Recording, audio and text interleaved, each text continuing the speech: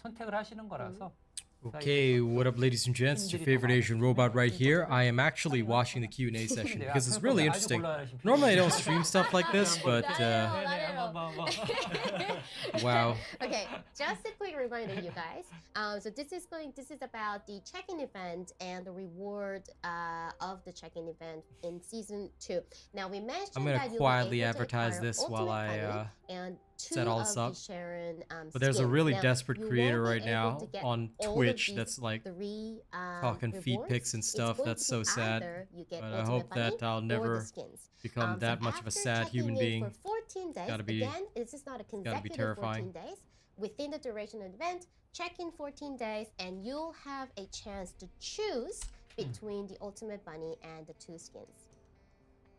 Yeah, we can choose Ultimate Bunny and the 2 skins. Good thing I already have Ultimate Bunny. 활성체를 조금 더 많이 동시에 연구할 수 있으면 좋겠다라는 의견도 많이 주셨거든요. Elementary. 이 부분은 내부적으로도 같이 검토를 하고 있고요. 현재 예정되어 있는 건 연구소 이외에 다른 장소에서 조금 더 다양한 아이템들을 동시에 연구할 수 있는 것을 현재 계획 중에 있습니다. Now, many people have asked us if we're going to enable a simultaneous. By the way, if you guys want to ask anything in the Q&A, you should definitely tune into it. We are it. internally reviewing adding this feature, but the way would be that we would give you different. Yeah, no, I've been watching it since this morning, Damien. I'm very, very proud, but I like seeing the sad player base like be so thirsty is like super sad. I was watching some of the chats here and like, my god, there's people that are like, oh, I'm live right now. It's like, bro, just do it quietly, like nobody cares, man. Like, bro, I'm somebody that people recognize in game, and I won't even tell people in the live stream that, oh, Asian Robot live right now. Like, bro, that's so sad. Catalysts available in the game. So we are providing up to 8 catalysts with the 14-day check-in event in season 8 2. catalysts, that's awesome. That we're really stimulating wow. the supply of the catalyst this way. Okay, that's dope. That's dope. 시간 뭐 슬롯 추가 중복 이걸 정말 요청 많이 주시고 있는데요. And we are receiving a lot of requests for more time, less time, and more slots, and multiple simultaneous crafting. 네, 오늘도 채팅에서 굉장히 지금 연구 관련해서 많이 and we're seeing a lot of questions about the crafting. 네, 처음에 저희도 보수적인 입장이었는데 이게 요청을 반복적으로 받고 있다 보니 저희도 좀 검토를 많이 해보고 있는 상황입니다. Now, we were pretty conservative towards approaching this issue initially, but with so many repeated requests from the players, we are internally reviewing it. 네, 그래서 연구 슬롯 개수는 5개에서 7개로 시즌 2에 확장을 하게 되었습니다. Now, so the research slot will be expanded from 5 to 7 in season 2. Am I seeing literal racists in chat? That's so sad. 질문 많이 하시는 I hope they do better. 더 답을 드리면 좋을 것 같아요. 여러 번 지금 답변을 드리긴 했지만 바로 길드하고 거래. Okay, and a lot of questions are about guild and trading in the game. It'd be nice if we can answer some questions regarding that. 거래는 먼저 이제 현재 게임을 먼저 개선을 하고 구조를 잘 다듬는 게 먼저라고 생각을 하고 있어요. I mean, as for the trading, I think the first thing we need to do for now is improving the existing game. And I would love to see a guild in the game. Solidifying the structure better. Ah, good. There's some slow mode. 재화와 아이템 처분은 지금 ETA 제로를 통해서 하고 있고요. Now, and all the unnecessary materials or the items or currencies are being processed through the ETAO. 네, 거래의 도입은 이후에 게임이 좀 더 안정화되고 게임의 경제 구조가 좀 더 잘 구축이 된 다음에 좀 더 검토를 해볼 수 있을 거라고 생각을 하고 뒤로 밀어놓은 상태입니다. Now, with the trading, we believe that it should big things coming indeed, Tariq. I'm very excited. I've been watching since morning. The only thing I'm disappointed in is that there's so many creators that try to use a dev's live stream to like boost themselves up. I'm not into that. Like, I rarely do streams like this, but I like to give my comments. Now, we're also taking a similar approach to clans and guilds. So basically, it's not included in the next update, the season 3 update. 네, 지금은 저희는 내부적으로 클랜보다는 개개인이 좀 더 게임을 재미있게 즐길 수 있는 다양한 컨텐츠 업데이트 위주로 현재 계획하고 있습니다. So instead of working on the clan system, we are focusing more on providing contents that can enable individual players to enjoy the game better. 네, 어느 정도 컨텐츠가 충분히 쌓이면 Very interesting. 클랜만의 고유한 재미를 줄 수 있는 컨텐츠도 같이 준비해서 여러분에게 선보이도록 예정을 하고 있습니다. So as long after we accumulate contents efficiently for the core entertainment of the game, then we can start working on providing you with Okay, the clan content. so they're not really going to have a clan system so soon. They're more focused 그리고 on getting the core 질문 중에 content 그 얘기가 나왔어요. 저희 fine first, which is 패스에서 fine, you know. 지급한 군복무기 분해했을 때 다시 구할 수가 없으니까 복구 안 해주냐? No problem, 그 Mintry. 얘기 있었잖아요. I'm just here to The watch this, question, but we're getting yeah. is about the battle pass and also the ultimate weapon you get from the battle pass.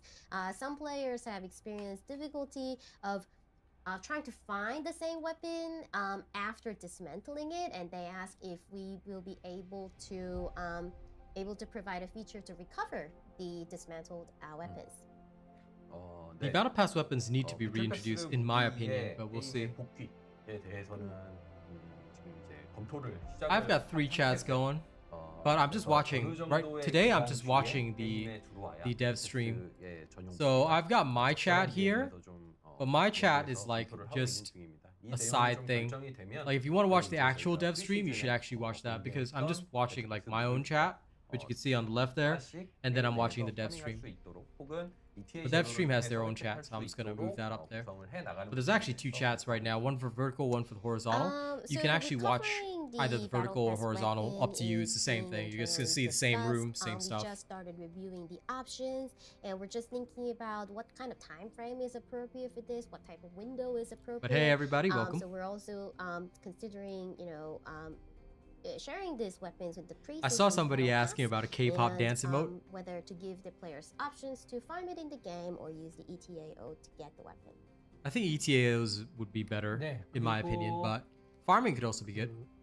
Just as long as they like actually put it 오늘 back in the 신규 game. 계승자를 이제 킬러 말고 다른 그 2명의 신규 계승자는 소개를 안 해드렸잖아요. Oh my god, this racist guy. 이제 Port. 1월 speech. 중순에 업데이트되는 이네즈하고 넥스트 업데이트에 들어가 있는 세레나 또 간단하게 네네. 미리 소개 좀 해주세요. 네, 세레. Now, 네. okay, so 마음이 급해. time for interpretation. Let's not rush things, okay? So we've introduced a new descendant today. His name is Killen, but we also have 2 more descendants coming. We have Ines for the January updates. We have My chat is Serena dead. for the next update. So could you give us a little bit of detail here? 네, Sneak 세레. peek. 일단 이네즈 먼저. 네, 이네즈 먼저 설명을 드리면 이네즈는 전기 속성 계승자예요. 근데 기존에 이제 전기 속성 계승자가 There's some guy spamming about romance options for the guide. I think a lot of people here are just down bad. 근접한 주변에 I kind of worry about the human population in that regard. 패턴 스킬을 가지고 있는 계승자입니다. Now, let's talk about Ines first. Ines is an electric descendant, and the existing descendant would be Bunny, right? So you'd be Their chat comparing does need Bunny. mods, but I think Now, it's okay Bunny because this is a mostly dev chat, so it's fine. It's deals not like in, mine, AoE where damage like to I have a surrounding professional enemies. career to worry about, so it's okay. 이네즈는 버니와 달리 원거리에 I've seen the world chat and it's pretty bad, Mintry. 사용할 수 있는 So yep.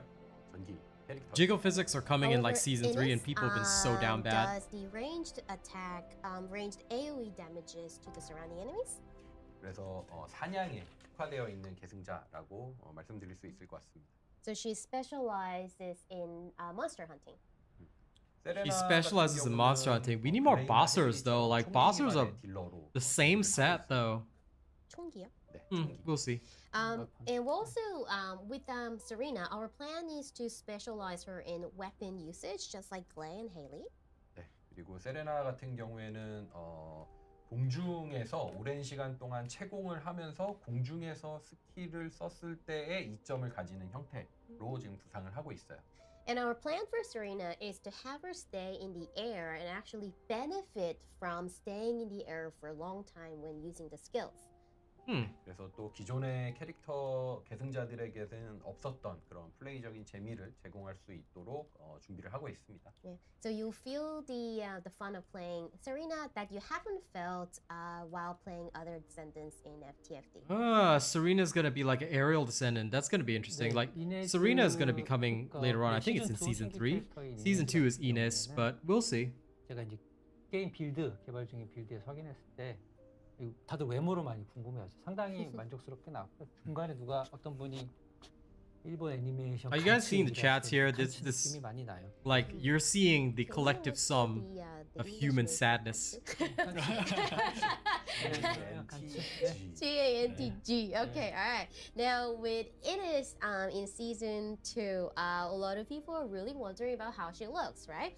We have a lot of questions about her appearance. And on the game build we have internally, I'm very happy with her appearance. A lot of people have been saying she's similar to a character in Gantz, which is a Japanese anime.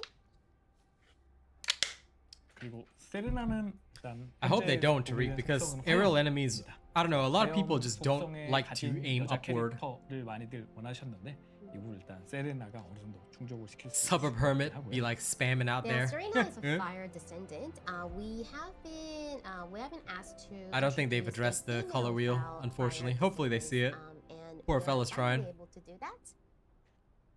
네, 그리고 뭐 추가로 뭐 세르나의 스토리적인 배경을 살짝 언급해드리면 세르나는 기존에 계승자와 다르게 봉인되어 있던 초대 계승자들 중에 한 명으로 전통적인 아르케에 대한 현대적인 과학기술이 좀 접목된 기존의 계승자와는 좀 다른 형태의 독특한 스타일로 일단 설계되고 있습니다.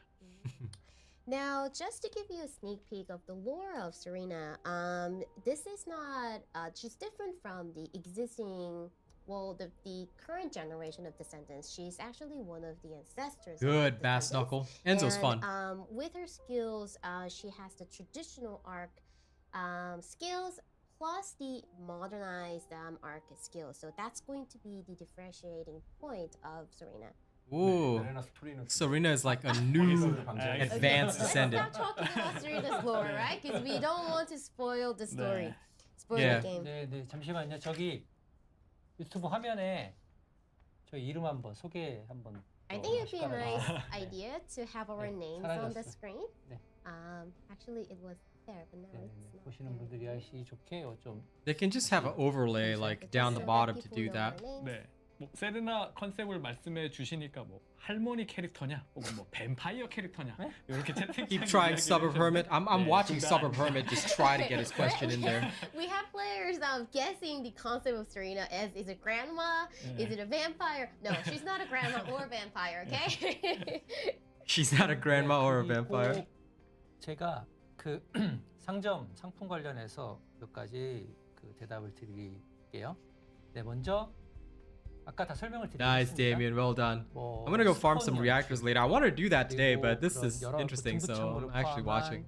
그 치장품 치장품은 다 단품으로 상점에 등록이 될 예정이에요.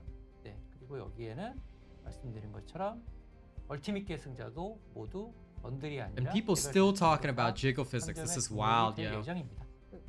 Now, about the store, just to give you a reminder, with the spawn effects, bag attachment, all the different cosmetic items will be sold separately and will be available in the store respectively. Now, that goes the same with the ultimate descendants. They will also be sold separately.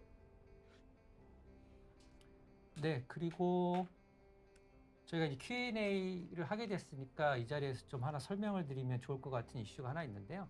바로 이제 매치메이킹에 관련된 얘기예요.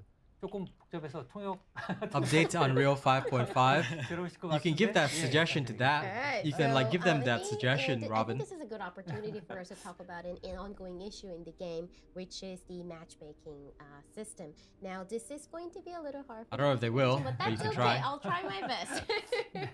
네, 그래서 저희가 보통 이런 뭐 침투 작전 같은 경우에 매칭을 할 때 먼저 매칭할 대상을 탐색할 때 가까운 지역에서부터 탐색을 하기 시작을 해요. 예를 들면 이 두 분이 가까우니까 이 거리 안에 있는 분 탐색을 하고 시간이 경과함에 따라서 점차 지역을 확장을 하는 로직이거든요.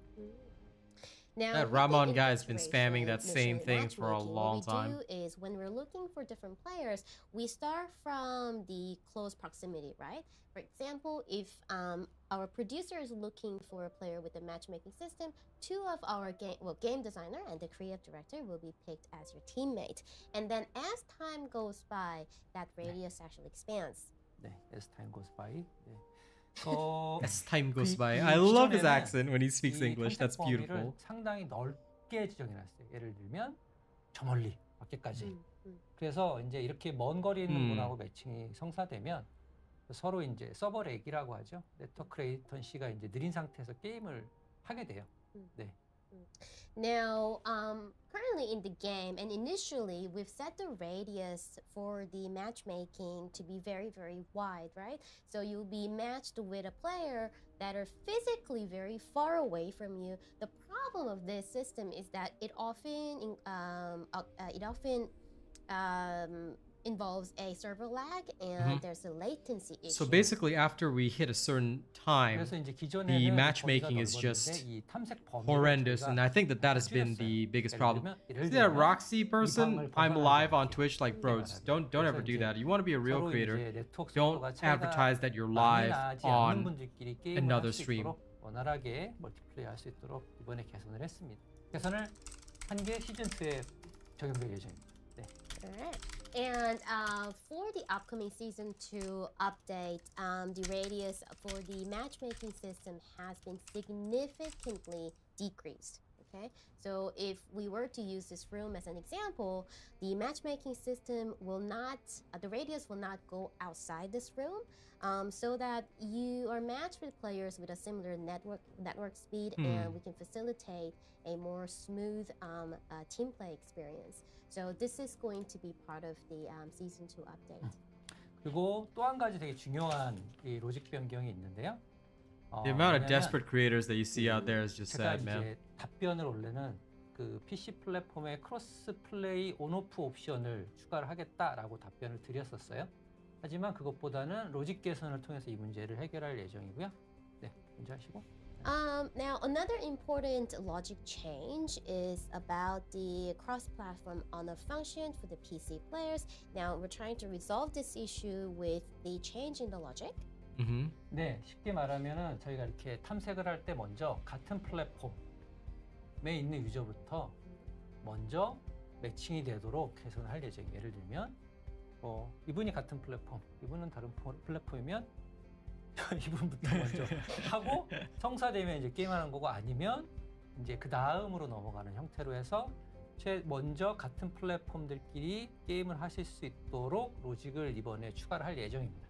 Now, again, this is about the matchmaking system across different platforms. So when we're looking for different players for team play, we have set the logic to find the ones that uses the same platform as you. For example, if the far end game designer uses console, or the creative director uses a PC, and if you're a console player, then you'll be matched with the game designer first. And if that fails, then the system will start looking for players that uses a different platform as you. 네, 저희가 이렇게 매치메이킹 로직을 개선을 할 때 먼저 이제 데이터로 시뮬레이션을 해보거든요. 그 시뮬레이션을 해본 결과 아까 말씀드린 코스플레이 온오프 옵션을 추가하는 것보다 로직을 개선하는 게 훨씬 더 결과가 좋았어요. 그래서 이 부분은 제가 뭐 약속을 드린 거를 번복하게 됐지만은 훨씬 더 아마 나은 경험이 될 것 같다. 시즌 2 업데이트를 기다려 주시면 좋겠다 말씀드리고 싶습니다. You know, when we're trying to improve the logic, what we do first is a data simulation. And as a result of that simulation, we have found out that, you know, compared to the on-off feature, it's actually better to just change the logic altogether. So it's I'm kind of eating my words about this, but can tell you that the She's very good. is actually a better way to tackle this issue. So I hope that you guys stay tuned to experience a better team play. Well, okay, we'll see how the matchmaking goes, because I think right now the biggest issue that I'm facing is the lag when I go too far out of the region. But unfortunately, it is necessary right now, especially with the slightly lower player base that we have. So, yeah. Now, we also have a lot of questions about not encountering or not joining the blocked users, and also the cap, the limitation for joining the very difficult missions. So we'll just to give you a bit of a plan. You might have to watch their stream back, Rhino, because they did mention that there is going to be weapon buffs, like ultimate weapon buffs, but it's going to be more like introduced the hot fixes and stuff. So not immediately in season 2, but there are some coming for ultimate weapons. 콘텐츠의 매칭이 더 늘어나는 부분들이 좀 시간이 늘어나는 게 우려되는 부분입니다.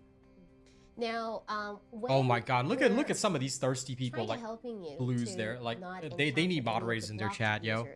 The problem of that is it fragments the matching pool, and as a result, the matchmaking. This one Korean guy is so upset. 네. 그리고 뭐 입장 제한 같은 경우는 저희가 전투력처럼 일괄적으로 적용 가능한 기준이 부재한 부분도 적용하기 되게 힘든 부분 중 하나고요. And in terms of limiting the that guy talking about a lolly descendant, like yo, battles, people are wild, man. Application is quite difficult, unlike applying batch changes to the attack power. 시즌 2에서는 보이드 심층부의 마스터리 랭크 제한을 했어요. 그래서 마스터리 랭크가 높으면 게임 이해도가 높을 거라고 생각을 하고 마스터리 랭크 제한을 했지만 이것도 완벽한 제한은 아니라고 생각은 합니다.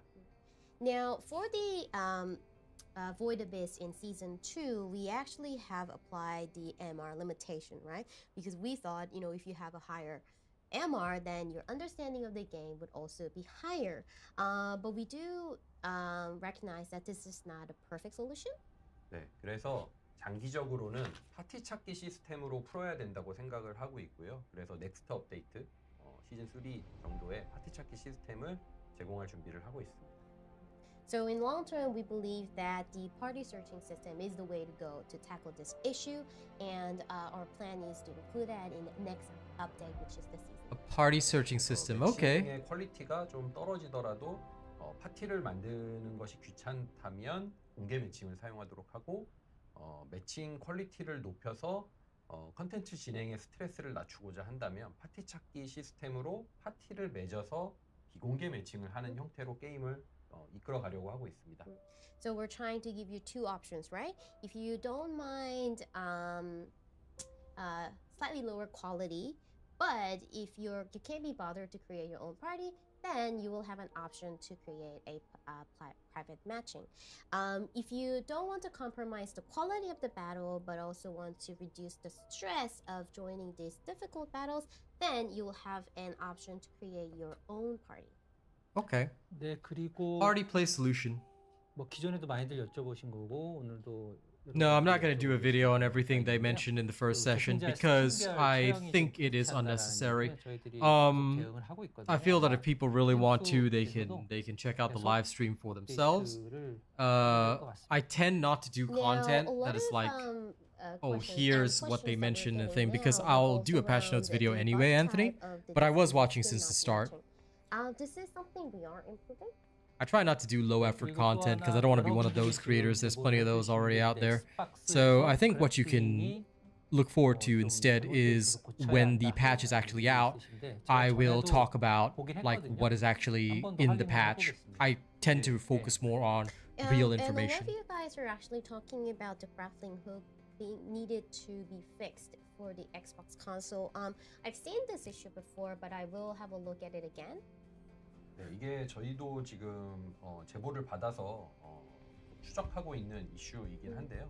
저희가 내부에 가지고 있는 장비에서는 재현이 지금 안 되는 상태예요. 그래서 그 문제 발생하시는 분들은 조금 더 디테일한 This Roxy person though, not only are they like trying to imitate, and I never usually name creators, but not only are they trying to imitate Moxie, but we aren't actually having their people try to say Roxy's the best is like, console we have internally at Nexon. dude, so if you're it's not making me want to watch this creator, it's making them look worse.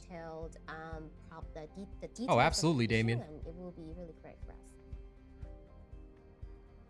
네, 그리고 새로운 무기랑 근접 무기 어떻게 추가되는지를 많이들 여쭤봐 주시는데요. 일단 시즌 2 업데이트에는 새로운 타입의 무기가 추가될 예정은 아직 없습니다. Now, a lot of questions are about new weapons and also new melee weapons. For the season 2 update, we're not planning to include For season any 2, new Rhino, types of weapons. 5th December. 다만 저희가 5th December is when it'll drop. I'll be there. So you can literally just watch my channel and I'll be there exactly when it drops. 화염방사기, 검, 그리고 많은 분들이 얘기해 주신 활처럼 다양한 무기들을 추가하는 게 저희는 분명 새로운 전투적 재미 그리고 새로운 경험적을 줄 거라 생각을 하거든요. Now, but we are in discussion internally to include different types of weapons after the next update, which is the season 3. We are trying to increase the different types, such as the fire emitters, bows or swords, that all the weapons that you've talked about that will be maybe available after season 3. 네, After 일단 season 그 전에 3, 저희가 interesting. 기존의 Bows would be pretty cool. 가지고 계시는 무기들의 밸런스를 어느 정도 유용하게 정리한 이후에 그 다음에 새로운 타입의 무기들을 고민하고자 합니다. 잠시만 기다려 주십시오. Now, what we want to do first is to really balance Lady out Neo? the existing weapons that you have, and then maybe consider adding new types of weapons. So please stay tuned for it. Balancing weapons first and then adding other stuff. Okay. 바뀌는지, 어떻게 바뀌는지를 So they gotta 많이 balance the 여쭤보시는데 weapons 조금 더 first and then 자세히 add more. 말씀드리면 일단 시즌 2 1주차에는 계승자의 리밸런스가 진행이 될 예정입니다. Now, with the changes in the Descendants, people are talking about how they're going to change and when it's going to change. As of the first week of season 2, there's going to be some rebalancing among the Descendants. 네, 대상자는 비에사, 벨비, 샤렌, 루나, 제이버. 네, 이렇게 5 디센던트입니다. So 5 Descendants will be on the table for the rebalancing. They include Viesa, Velby, Sharon, Luna, and Jaber. 네, 그리고 많은 분들이 바라시는 리워크는 1월 중에 업데이트 하고자 하거든요. 그래서 해당 계승자는 벨비, 루나, 제이버입니다. And a lot of people have been requesting rework. I've seen them, Anthony. I'm very interested in the new modules. Included in the January update, and the Descendants up for this rework are Velby, Luna, and Jaber. 네, 이 외에도 저희가 내부적으로 다양한 의견 주신 거 데이터 바탕으로 기존의 계승자들 중에 좀 더 개선하면 좋은 게 어떤 건지를 계속 검토 중에 있고요. 이 부분은 목록이 확정되는 대로 저희가 다시 또 말씀드리겠습니다. We have internal opinions, also data that we base for the reworking the Descendants. We are trying to find room for improvement among the Descendants. Once our plans are finalized, then we'll be able to share more information.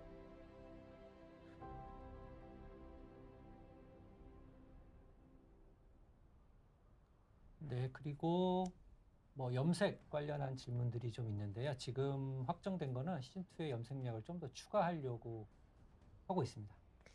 A lot of people want a romance system. That's kind of creepy. What's finalized for season 2 is more types of paints. 네, 그리고 시즌 2 컨텐츠들을 다 클리어하면 마스터리 랭크 제한 마스터리 랭크 어떻게 되는지 여쭤보신 질문이 있었는데 시즌 2에 28까지 육성할 수 있게 되고요. 앞으로 저희가 컨텐츠를 계속 추가를 함에 따라서 마스터리 랭크는 계속 성장할 수 있도록 될 예정입니다. Yeah. With the some of the players have asked what happens to my MR after completing all the contents in season 2. Now in season 2 you'll be able to level up your MR up to 28. But as more contents are added to the game, we'll make sure that your MR can accordingly be increased more than 28. 네, 그리고 에이젝스와 같이 The advanced stabilizer looks interesting, but I never have a problem farming what I want. So I don't know. I guess we'll see. 이네즈 외에 계승자 추가는 당연히 계속 예정되어 있습니다. 근데 아직 이 부분은 계속 내부적으로 논의 중이고 개발하면서 아직 컨셉이 바뀔 수도 있을 예정이라 지금 이런 컨셉이 확정되어 있습니다라고 말씀드리는 건 조금 더 저희가 준비된 다음에 말씀드리는 게 좋을 것 같습니다. Now, a lot of people have been asking, are you planning to add tank descendants like Ajax? obviously you've seen, Serena is being added to the game. So, adding Descendant is obviously our plan. However, many things are being discussed internally, and during the development, a lot of concepts do change. So I think it's a little early for us to share a lot of information. So when things are finalized, we'll make sure that you get the scoop. I think that tank descendants should not be added to the game because, well, not right now because there's no role for them. There's no need for them. 컨셉에 대해서도 다양하게 이야기를 해주시는 것도 좋을 것 같아요. 방금 채팅창에 여성용 탱커 있으면 좋겠다라고 이야기도 해주셨고. 네. More detailed answer. All right, and it'd be really nice if you can just share any type of descendants that you would like to see in the game. One of you has said you would like to see a female tanker. That's a great idea. 네, 거기다가 뭐 NPC의 계승자 넣었으면 좋겠다. 네, 그다음에 뭐 And some of you want to see descendants as NPCs. 네, 이런 부분은 저희는 언제나 열려 있으니까요. 많은 분들이 요청해 주시면 저희는 또 귀를 항상 열고 청취하도록 하겠습니다. 지금 막 올라오는데 얘기해 주세요. 네, 어떤 NPC를 갖고 싶으신지. Now we're always open to your opinions, especially around the descendants, and we're all ears to your opinions. Just take this chance for you to talk about type of NPCs that you would like to see in the game. 내일 있었고요. 아나이스. 네. Okay, NA. 네. 케이트. 네. Kate, Dr. Kate. 네. I like Kate too. 예. I like Kate too. 나는 넬이야. Our producer likes the Nell. You. 저 사실 케이트인데. I go for Dr. Kate. 네. 내 힘으로 넬부터 해야지. 네. 알파. 네, 알파도 좋습니다. Alpha, we see Alpha. Alpha's a good idea. 안내자. 안내자 계승자. Oh, the guy. 네. Okay. I love how they said like Nell you. If the Kate가 Nell 먼저 goes 들어가면 first, 되겠네요. our producer wins. If the 네. Dr. Kate shows up first, 하십시오. then the creative director wins. 그리고 알파 누구냐? 알파. Who is Alpha? 알파. Okay, what? 알파 What? 어디냐? 제레미. 아, 제레미. Jeremy, we see Jeremy. 제레미 멋있죠. Jeremy's cool. 네, That's a good 조견님도 idea. 계시고. Proper Oh, taunt for the tanks is so trainer. needed. Always a trainer as a descendant. That's 오, a funny 소수 idea. 의견 데슬린. Descendant. Okay. Not many 데슬린이요? people have said 아, Descendant. 데슬린. That's an idea. 네. 데슬린. 재밌는데? 네. 생각도 못했는데. This is really funny. The Descendant we didn't 데슬린 expect. 별명 알죠? 유슬리스 데슬린. Who is Deslin? Deslin? I swear. Nickname of Deslin. Nah. 푸어 데슬린. Ultimate descendant instructor. I'm telling you guys, ultimate descendant instructor. 오늘 중 제일 반응 재밌는. We have a very heated chat room now. It's very good. 네. 농담이 아니고 저희들이 진지하게 얘기해 보고 있어요. 네, 기다려 주십시오. But we're kind of joking around here, but actually it's a very serious internal discussion around this. So I hope you guys stay tuned.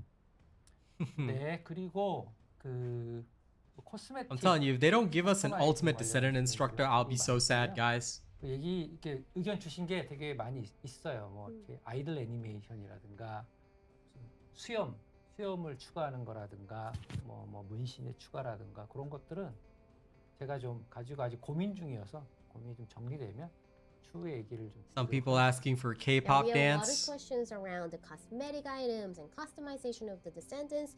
We had a lot of opinions about adding like idle animations or whiskers or tattoos on the descendants. Now, this is something we are thinking about internally. So when things are finalized, we'll make sure that you get the scoop. Wow, more cosmetic 네. stuff.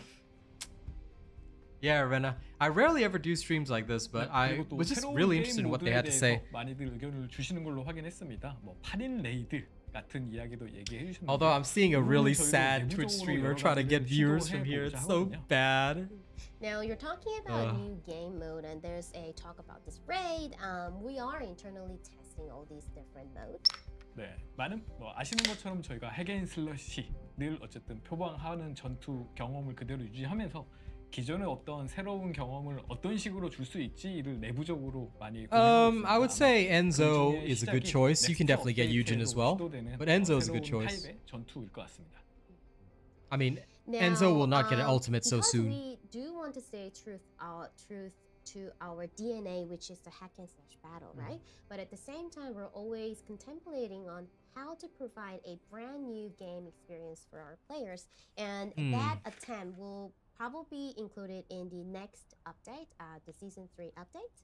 네, 그래서 현재 내부적으로 개발 중인 내용 중에 하나를 잠깐 말씀드리면 단순히 그냥 배경 요소로만 쓰였던 오브젝트들을 직접적으로 인터랙션해서 그걸 실제 전투에 이용할 수 있게 활용을 한다든가 혹은 몬스터가 일부 무기 같은 걸 드랍을 해서 그 무기를 사용한다든가 하는 요소들을 현재 내부적으로 R&D 중에 있습니다.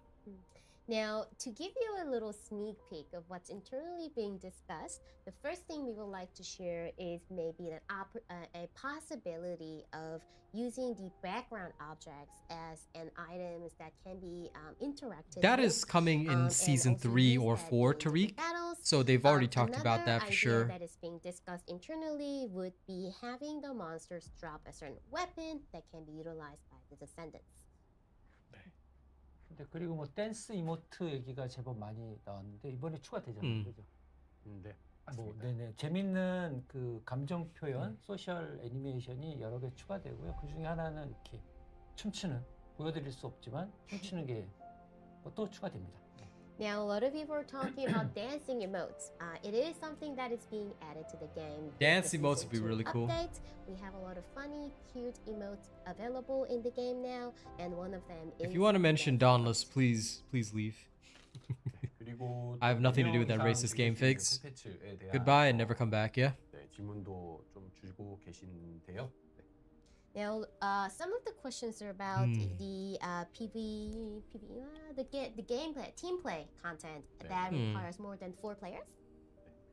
현재 집중하고 있는 부분은 4명이서 플레이할 수 있는 좀 더 엔드 게임 컨텐츠 그리고 다양한 파밍 컨텐츠를 추가하는 데 더 팀이 개발력을 집중하고 있습니다. However, the core focus of the dev team is to develop an end game that requires 4 players, and also adding more farming content.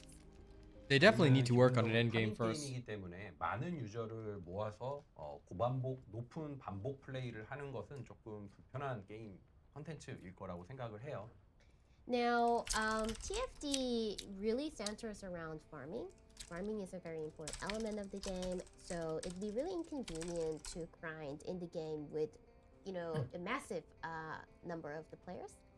하지만 장기적으로는 기술적인 문제도 좀 Miss R&D를 해야겠지만 장기적으로는 좀 더 많은 플레이어들이 모여서 즐길 Making 수 sure 있는 this game is still trash? 들어가는 데 Yeah, it is. 열린 Okay. 마음으로 저희의 비전으로 삼고 있습니다.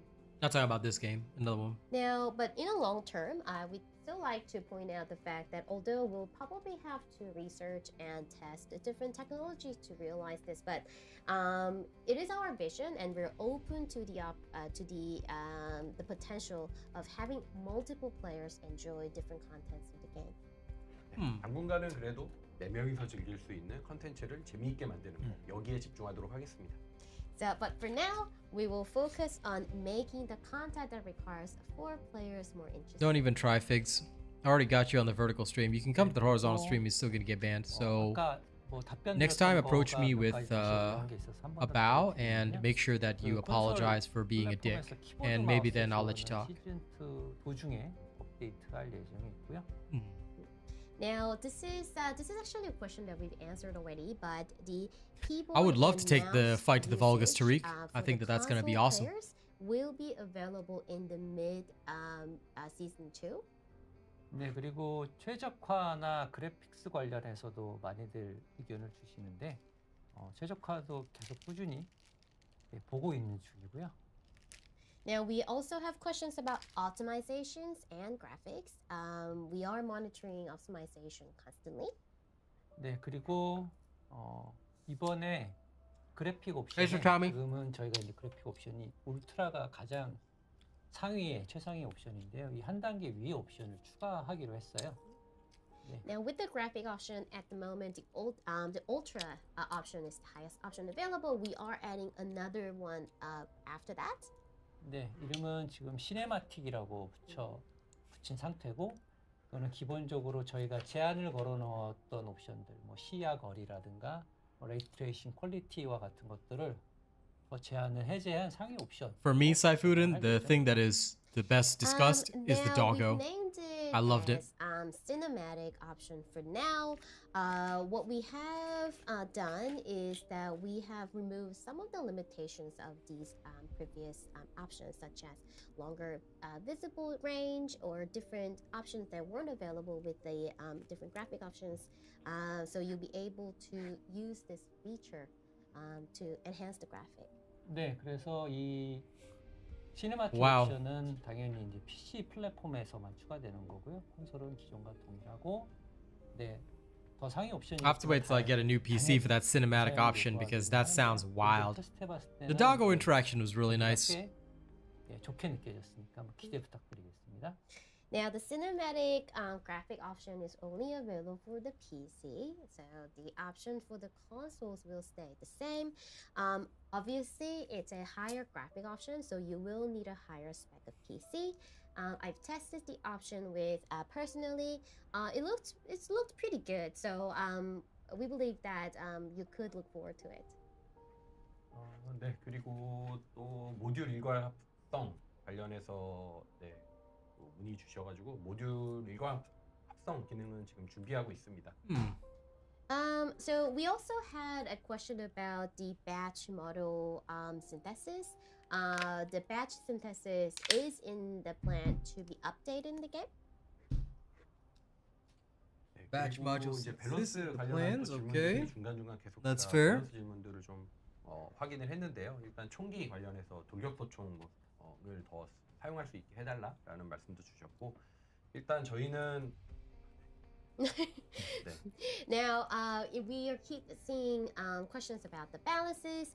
Regarding the weapon balance, we have seen players requesting more room for using the assault rifles. 네, 저희는 지금 이제 위대한 유산, 엔듀링 레거시 와 이제 몇몇 무기들로 사용률이 집중이 되고 있는 상태고, 이런 궁극 무기의 다양한 사용을 위해서 밸런스 조정을 진행할 계획입니다. Now, the users are mostly using a certain types of rifles now. For example, the Enduring Legacy, and other popular weapons. So, to enable more varied use of these weapons, we are planning some improvements. 네, 그리고 또 고유력탄 무기 활용이 어렵다라는 의견도 주고 계세요. 이것도 무기 밸런스 부분의 중요한 주제라고 생각을 하고 있고, 네. And we also have different opinions about the players not being able to use the high impact rounds much. So this is also part of our adjusting and balancing. 고위력탄 무기의 런처, 샷건, 저격총 이런 이제 좀 슈터 게임을 좋아하시는 분들의 로망 같은 것들이 좀 담겨 있는 무기들이 많이 있는데, 이런 무기들이 활용성이 떨어지는 거는 문제라고 보고 있습니다. Now, there are different weapons that uses the high impact rounds, such as the launchers, snipers, and things like that, which are actually a part of the shooter game genre lover stream, right? And the fact that these weapons are not being used a lot in TFD is a type of an issue. 네, 그래서 고위력탄 무기를 더 활용할 수 있는 환경을 만들기 위한 밸런스 조정도 진행하고자 합니다. And we're trying to create an environment where these high impact round guns can be used more. That's part of our balancing attempt. 네, 그리고 또 이제 외장 부품 쪽 관련한 밸런스 문제도 지적을 해주고 계세요. And a lot of players have been pointing out the balance issue between the external components. 네, 그래서 뭐 학살자 슬레이어 세트 외에 활용도가 낮은 외장 부품의 문제에 대해서도 얘기를 해주고 계시고, 그 외에 또 이제 외장 부품에 붙는 옵션에 대한 문제들도 많이 의견을 주고 계시는 상태입니다. There are a lot of opinions around these external components other than the popular ones, such as Slayer not being used a lot in the game. There are a lot of issues being raised about the options. 네, 이 부분에 대해서 개발팀도 문제 의식을 공감하고 있고요. 이번 밸런스 패치 밸런스 수정 목표에 외장 부품의 옵션, 외장 부품의 세트 효과, 그리고 반응로의 옵션 부분들도 좀 개선에 포함을 시킬 예정입니다. So we agree with the players about these issues, and we made our balancing goal to include the external components options, set effect of these components, as well as the reactor options. 네, 특히나 반응로에 화염 속성 반응로에 왜 빈결 옵션이 붙나요? 라는 질문들을 굉장히 많이 받았고 이런 부분들도 개선에 포함을 시키도록 하겠습니다. Now, we've also had a lot of players saying that why would you give a chill option to a fire reactor? We believe that this is is a an big issue, one. and we are trying to improve this. 네, 그리고 저희 많이 물어보시는 것 중에 하나가 PC, 정확히는 이제 키보드 마우스죠. 키보드 마우스로 걷게 할 수 있게 해달라. 지금은 이제 패드로만 시작이 되니까 그 얘기는 지금 검토해보고 있는 중이고요. 아직 뭐 언제 정확히 하겠다 결론을 The 제가 못 thirst in the 들어서 chat is so high, I swear to 나중에 God. 드리도록 하겠습니다. Also, a lot of the players has been requesting walking feature using keyboard and mouse. Now, it's only available for console players who uses the gamepads. We are internally discussing it, but we haven't actually concluded what to do with it. So once things are finalized, I will be able to share them. 네, 그리고 많이 개선을 요청 주시는 게 채팅창. 채팅창 계획 있어요? 아, 네. 채팅창은 하시죠. 네. 채팅창은 지금 어떤 기능들이 있는지에 대한 요소는 일단 대략적으로 저희가 정리 중인데 아직 언제 어떤 식으로 정리를 하겠다라는 계획은 명확히 없는 상황이긴 합니다. Now, there was a request to improve the chatting window. We are identifying what's actually possible in the chatting window, but at the same time, we don't really have a clear plan on improving it. 아무래도 저희 게임 특성상 PC 유저분들 못지않게 콘솔 유저분도 많아서 가급적 채팅에 대한 기능 강화보다는 좀 더 채팅 없이도 게임을 좀 더 편리하게 할 수 있는 기능 개선 위주 쪽으로 현재 개발 중에 있거든요. Now, as much as we have the PC players playing TFT, we also have almost the same Hello, Mercury. number of console players enjoying TFT. So instead of enhancing the chatting features, we are really setting a goal to making the game possible and enjoyable without the chatting feature. 네, 어느 정도 이 부분이 편의성 개선 완료된 Making the 이후에 game enjoyable without chatting, that's a very difficult goal, but I admire them aiming high for that. After this process is done, then we can start thinking about improving the chatting feature. So please stay tuned. 근데 지금 채팅 우선순위가 높은 다른 이제 개선 사항들이 많으니까 채팅 쪽은 조금 우선순위가 낮게 조정되어 있는 상태이긴 한데요. Now we have. Well, as long as you don't spam here, you'll be alright. When it comes to improvements, right? And chatting feature isn't our highest improvement. 저는 개인적으로 플레이하면서 전체 채팅 채널이 좀 있었으면 좋겠다고 Hello, 생각을 Kachi. 많이 했습니다. And How's it going? personally, when I play TFD, I actually thought that it'd be nice to have a chat feature that allows me to chat with every player in the server. 그리고 뭐 그 채팅 채널에서 내가 보고 싶은 채팅만 이렇게 고를 수 있는 기능들도 있으면 좋을 것 같아요. And it'd be nice to see a filter option in the chat window that you can use to pick the messages that you want to see. 네, 개발팀 보고 계시죠? Dev team, are you watching? Okay, this is what we want. 네네. 네, 마침 또 추가로 채팅창 관련해서 이야기를 해주신 부분이 있는데 현재 시스템 메시지하고 일반 유저분들의 메시지하고 Yeah, I'm doing good. Just watching what they're saying and 개선 예정에 있습니다. interested. Like I'm Now, also observing again, people. Another thing that we're planning to improve is making it easier to indicate the system messages and player messages. 저 조력자한테도 총매작을 해야 되느냐 물어보시는데 아닙니다. 조력자는 레벨업만 하면 끝납니다. So question was about do I have to use the catalyst for the fellow? No, you just need to level up your fellow.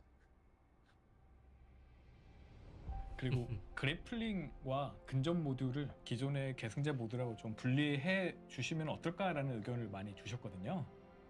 Now, a lot of people has been saying that we should categorize the hook mods and also the melee attack mod as the Descendant mod. 네, 저희는 일단 이 부분을 지금 당장 분리하겠습니다라고 계획이 있는 상황은 아니고요. 아마 말씀해주신 부분이 좀 더 내가 다양하게 빌드를 키울 수 있도록 선택지를 다양하게 줬으면 좋겠다라는 의견의 연장선상으로 이 이야기를 얘기해 주셨을 거라 짐작을 하거든요. And I guess, well, we don't really have a clear plan to do that. However, we believe that the question stems from the fact that you want more options to expand your builds and also create a diverse build.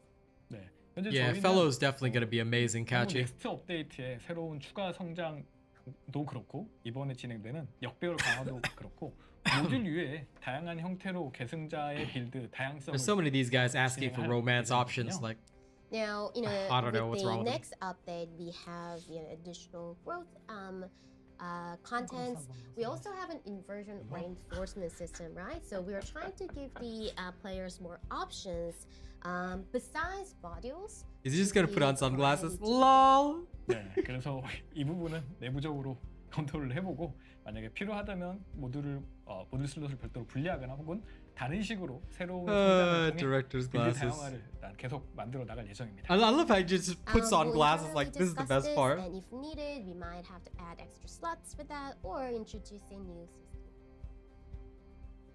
그리고 질문 들어온 것 중에 하나가 게임에 탈 것이 등장할 계획이 있나? I know, right? He's cool.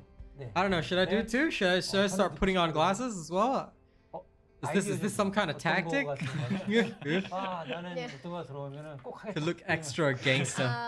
People have been asking if we have planned to add a transportation in TFD. Now, I would love to see transportations, and I would love to see some ideas here. 마이크. Motorcycle. 내일? What? Nail on four legs? What? What? 머니? 버니 Funny. horse? 모터사이클? 네, 호버보드 호버보드. 있습니다. Hoverboard. 네. Okay. 아키라 바이크. Motorcycle from Akira. That's cool. 드래곤? Dragon? 와. 뿌띠 민석? Petite 민석. 다이너소? Oh, damn. I have to wait. Dinosaur vulgus. A dinosaur Vulgus would be cool. 건담? Gundam. 고래? Whale. 웨일? 오, 빨간색 읽기 힘들다. Okay, the chat is really fast. Oh no. 9 more seconds. I have to wait. Running SMO. Running SMO. 코끼리 나왔습니다. We have elephant. 네, jetpack. 예. Mm-hmm. 감사합니다. Well, thank you for all your ideas. 네. 아마도 저희가 탈 것을 단순히 추가하는 것 외에 탈 것이 활용되는 컨텐츠를 같이 넣는 것도 현재 내부적으로 고민하고 있죠. 네. So we're internally discussing about adding the transformation, but also adding of content that requires transportation. Yes. 버신. 선생님 경운기는 뭐라고 번역해요? Wow, this is a curveball. 경운기. 경운기. Farming equipment, farming plants. I don't know. 네, 감사합니다. 정신이 아득해지겠다. 네. A cultivator. The producer asked. That's Ultimate Sharon, What about Alum. a cultivator? That's Ultimate Sharon right above them. That's the Descendant. 오, You know, right? I saw somebody talking about a Honda Civic. I was like, what the hell? 저희가 피드백을 Farming equipment as well. I'm like, okay, sure. 실시간 채팅 외에 Dudes, 다른 I would 어떻게 ride 쓰는지 around in a 질문하시는 farming 분들도 tractor. 저희가 Okay? Why can I not ride around in a farming tractor while farming? FGT를 통한 Give me my 별도 farming 의견, tractor. Because I'm 그리고 telling you, I would ride a farming 검색을 tractor. 통해서 유입되는 100%. 많이 건의 사항들도 저희는 전부 다 리뷰를 하고 있습니다. Now, Tractor. in terms of receiving feedback besides the Discord and real-time chatting like this, people have been asking where do you get all these feedback? We are reading the Steam reviews, as well as we're holding FGTs. We also get a lot of feedback through the customer service. 네. 많이들 궁금해 하실 거예요. 이런 유저 의견과 피드백을 어떻게 받는지. 네, 근데 기본적으로 여러분들이 알고 계시는 커뮤니티라든지 창구는 다 수집해서 보신다고 생각하시면 돼요. Now, people that I are know saying a I lot of love you, players Nexon, they don't wonder realize where that this is a you separate get all studio. this player feedback and how do you get them? Basically, we tap into Dude, that Zex Tech guy any is forums or down communities bad. available on the web to collect They feedback. also need moderators. Like this Ed Queens guy has been here for this entire time. Like it doesn't look good when they allow or leave that in. X, 뭐 스팀 혹은 이제 글로벌하게 들어오는 Yeah, dude. I'm a ride a tractor for sure. 같은 거 I'll just ride a tractor while farming. We're using the Korean communities and forum, Discord, X. Alum, I already Steam. answered you. We That's also Ultimate have, Sharon, dude. You know, platforms for the global users. We also facilitate player feedback in various platforms, all these platforms. 네, 여러분이 악플 다시는 것도 다 봅니다. We also see your I want to make it really funny, but I can't, so I'm just gonna say criticism. We read all your criticisms as well. 네, 그리고 Exactly. 많은 Love to Magnum 크리에이터분들이 Studios because they're the ones 영상, behind this. 영상에 달린 리플, 네, 그리고 뭐 그것들도 전부 다 같이 포함해서 보고 있고요. Oh my god. We also watch the creator videos and also read, all the comments.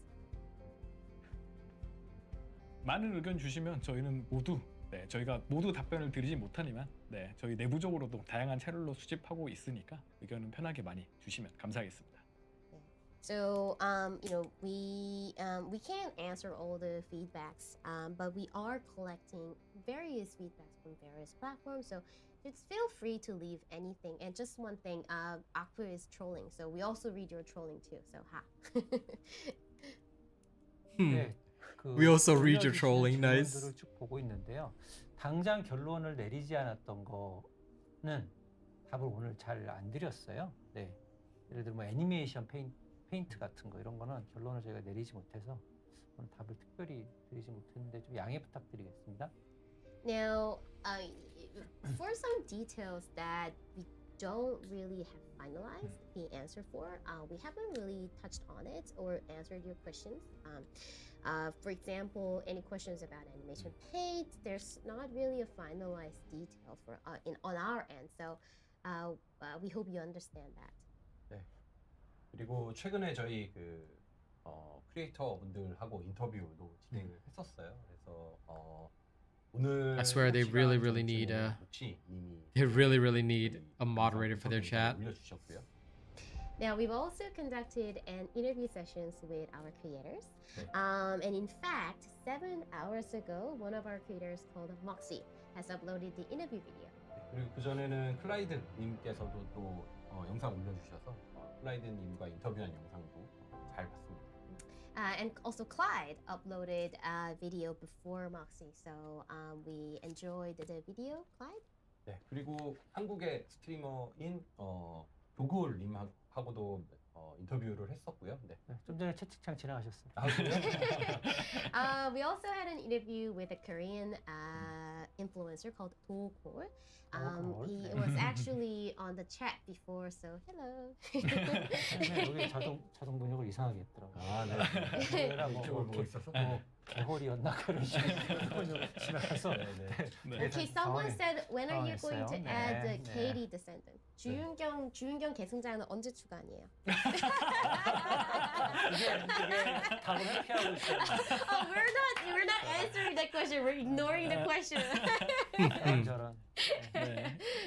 네, 많은 유저분들이 언젠가? 원하시면 당연히 If many users want Katie 네. Descendant, they'll put it. So yeah. 네, 먼저 NPC부터 한번 추가를 Maybe 해주시면 we can add the 고려를 NPC, 해보겠습니다. Katie NPC. We might Yeah. consider that first. 그리고 아까 저기 아이들 애니메이션 대기 자세가 똑같은 거에 대해서 얘기하셨는데 그런 아이디어 어떠세요? 지금 이 스폰 연출이 커스터마이징에서 슬롯이 따로 이렇게 있어서 교체할 수 있게 돼 있잖아요. 예를 들어 아이들 애니메이션도 슬롯을 새로 추가해서 여기서 이렇게 스트롤 모션 같이 추가한 다음에 변경할 수 있게 하면 재밌지 않을까? With the idol, we had a lot of opinions and questions about the idol animation. Maybe it might be a good idea to have an designated slot for the animation, just like a spot effect, so you know players can just change, swap if they want to. Would that be a good idea? 괜찮은 좋은 아이디어인 것 같아요. 네, 재밌는 아이디어일 것 같습니다. 네. Yeah, I think it's a More good idle idea. animations 어, would be pretty 약간 interesting. I 되게 wouldn't mind that. 어색했어. That was a bit awkward. You were very awkward answering that. You have to be honest. 그거는 나중에 업데이트를 보시면 Yeah, 아실 you 거예요. will have to check the update later if that's been added or not. 아, 내가 이거 곰곰이 이걸 쳐다보면서 어떻게 할까 생각했는데 이 아이디어 괜찮은데 네. 싶어갖고. 아 로비 아이디어. 네, 로비 Okay, 모션. lobby. 저는 정말 좋은 로비 거 Lobby 같아요. idea. 아니 Good. 아이들 아 아이디 모션이요? 네. 로비는 이제 네. 로빈을 좀 더 원대한 계획을 가지고 해야지. We actually need a grand idea for the lobbies, right? 네. 네. 이제 아까 답변을 들었던 내용들이 많이 반복되고는 있네요. Now we have some 네. repeating questions. 그 중에 저희가 드렸던 게 뭐 있을까? Now we're trying to find the one that we haven't answered yet. 네. 그리고 아까 뭐 질문 중에 필드 채우기, 필드에 컨텐츠가 좀 없어서 비어 보인다, 뭐 이런 의견들도 주셨는데, 저희의 지금 우선순위는 필드를 Are the devs getting enough sleep? I love that question. 엔드 컨텐츠와 Did somebody really say muscle female descendants? Like, I swear the chat is down bad. 잘 만들어 놓고 그 다음에 필드의 컨텐츠를 더 채워 나가는 게 맞는 순서라고 생각을 해요. Now some questions are about the field not looking a little empty because it lacks content. However, our priority really isn't about creating an open world map. It's really about So not really open providing world. great Okay, fair enough. endgame content and also provide an hack and slash and gun and run type of battles. And we'd like to use that as a solid foundation to add any Hey, more Demise. updates on top of that. Fair enough. 그래서 또 많이 주셨던 질문이 예전 저희 트레일러에 나왔던 필드의 거신 언제 나옵니까? 요 질문도 많이 주시거든요. Collab and crossover Now, skins would be another good. question, which For sure. the previous question actually leads to, is the field colossus that appeared in the trailer. See you later, 이거는 Lady. 저희의 중요한 비전이고 골 중에 하나라고 They did mention something about it, Saifuden, but And I this is think our they mentioned it very wasn't very important necessary. vision I don't and know. goal. They may introduce it at a later time. What I remember mostly was that the first event's gonna have like 8 catalysts in there, so I'm gonna love that. Pretty much think that we might be able to showcase this colossus next summer. Ooh, next summer, okay. 이런 업데이트 방향에 대해서 좀 더 설명을 드리면요. Open world 궁극적으로 Colossus 해결해야 next summer, 되는 huh? 문제는 That's definitely gonna be really interesting. 저희가 만든 신규 컨텐츠가 If they really do introduce open world 양적으로 Colossus, I can 충분하고 definitely get behind that. 방향적으로 여러분들에게 기존의 컨텐츠들보다 더 재미를 제공해 줄 수 있어야 한다고 생각을 해요. Now, to talk about the direction of our future updates, I think the ultimate issue that we need to tackle is making the new content and also satisfy the quantity criteria, but also the qualitative criteria so that these new content are more entertaining than the existing ones. 네, 다만 그러기 위해서는 이제 개발팀도 좀 더 일을 잘해야 되는 것도 있지만 절대적으로 개발팀의 규모가 늘어나야 하거든요.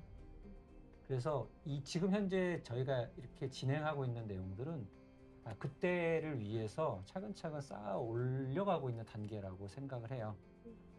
Now, but in order to achieve this goal, tackle this issue, obviously the dev team It has definitely to might, step it Saifuden. up, but at the same time, we need absolutely bigger team to achieve this, and we're in the process of just reaching that point step by step. 네, 그래서 제가 디렉터님하고 디스코드에서 공개적으로 Q&A를 한 것도 이 업데이트가 중요하긴 하지만 그 사이에 계속적으로 여러분들의 어떤 플레이 경험을 개선을 해야 개선을 하면서 그때를 또 만들어가야 할 거라고 생각해서, 그러니까 이 만드는 사람 입장에서만 보면은 이 일의 우선순위나 중요도를 냉정하게 평가하기가 조금 어려워요. 그래서 제가 직접 듣고 되게 쓰라릴 때도 많지만 이런 건 하자고 얘기를 하고 네, 하는 식으로 해서 조금 뭐 한국식으로 말하면 정상화죠. 정상화라고 할게요, 그냥. 네. 이렇게 해서 좀 더 게임이 좋아지고 네, 할만해질 수 있게 기반도 마련하고 그러면서 더 멋지고 큰 콘텐츠도 같이 개발을 병행을 하려고 하고 있습니다. You know, the updates are really important, but you know, we do all these Q&As and communications with the players on Discord. Yeah, that one because, is a bit of you a know, problem, continuously Saifuden. improving the UX is really important for us. As a developer, Unfortunately, sometimes it's kind of it's difficult for them to resolve the be, loading issues would be quite you know, difficult. cutthroat with priorities and what's important in the game. And sometimes when I hear these feedbacks, it is definitely heartbreaking.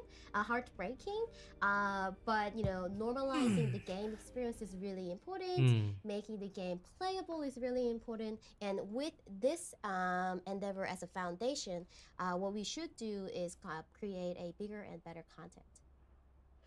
I think that if right now they focus on optimization first, they might do really well, but the problem is that they're constantly introducing new things, so optimization has to sort of like just flow with it.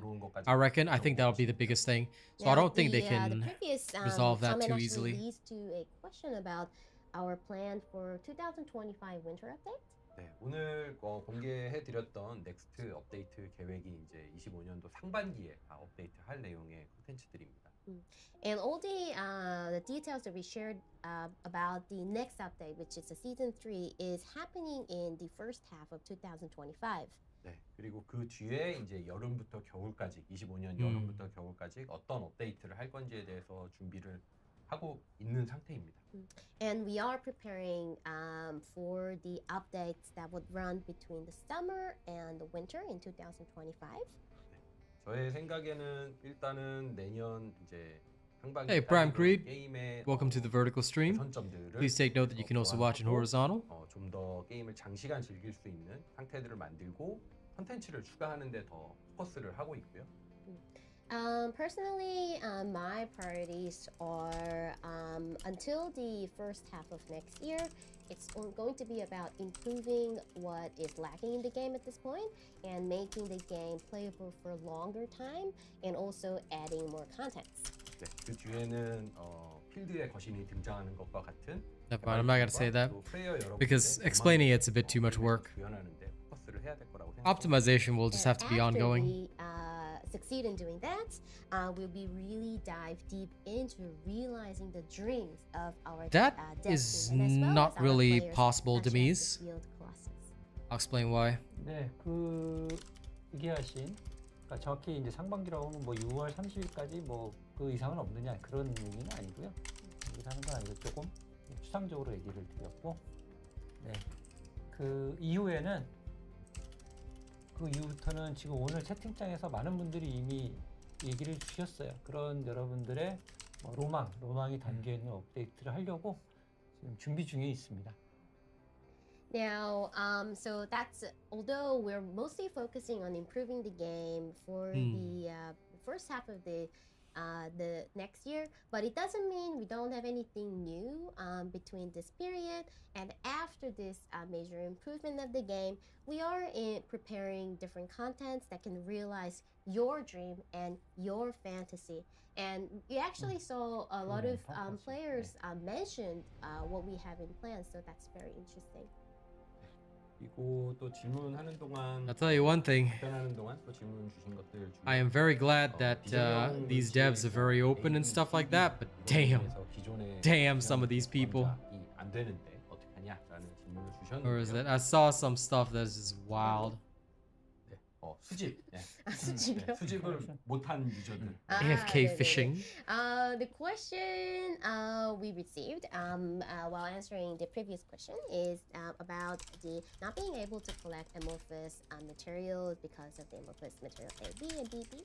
네, 그래서 추후 지금 퇴장한 비정형 물질을 얻을 수 있는 보상 루트들을 좀 고민해 보도록 하겠습니다. Honestly, Santana, 저희가 the 그동안 고민하지 않았던 주제인데 season 그 cycle is 주셔서 based on development time, so 고민을 it's 해서 difficult. 할 수 It's 있도록 quite difficult to Now, some reduce of the that. amorphous materials are not available now, but we are thinking about providing a way for you to earn this as a reward.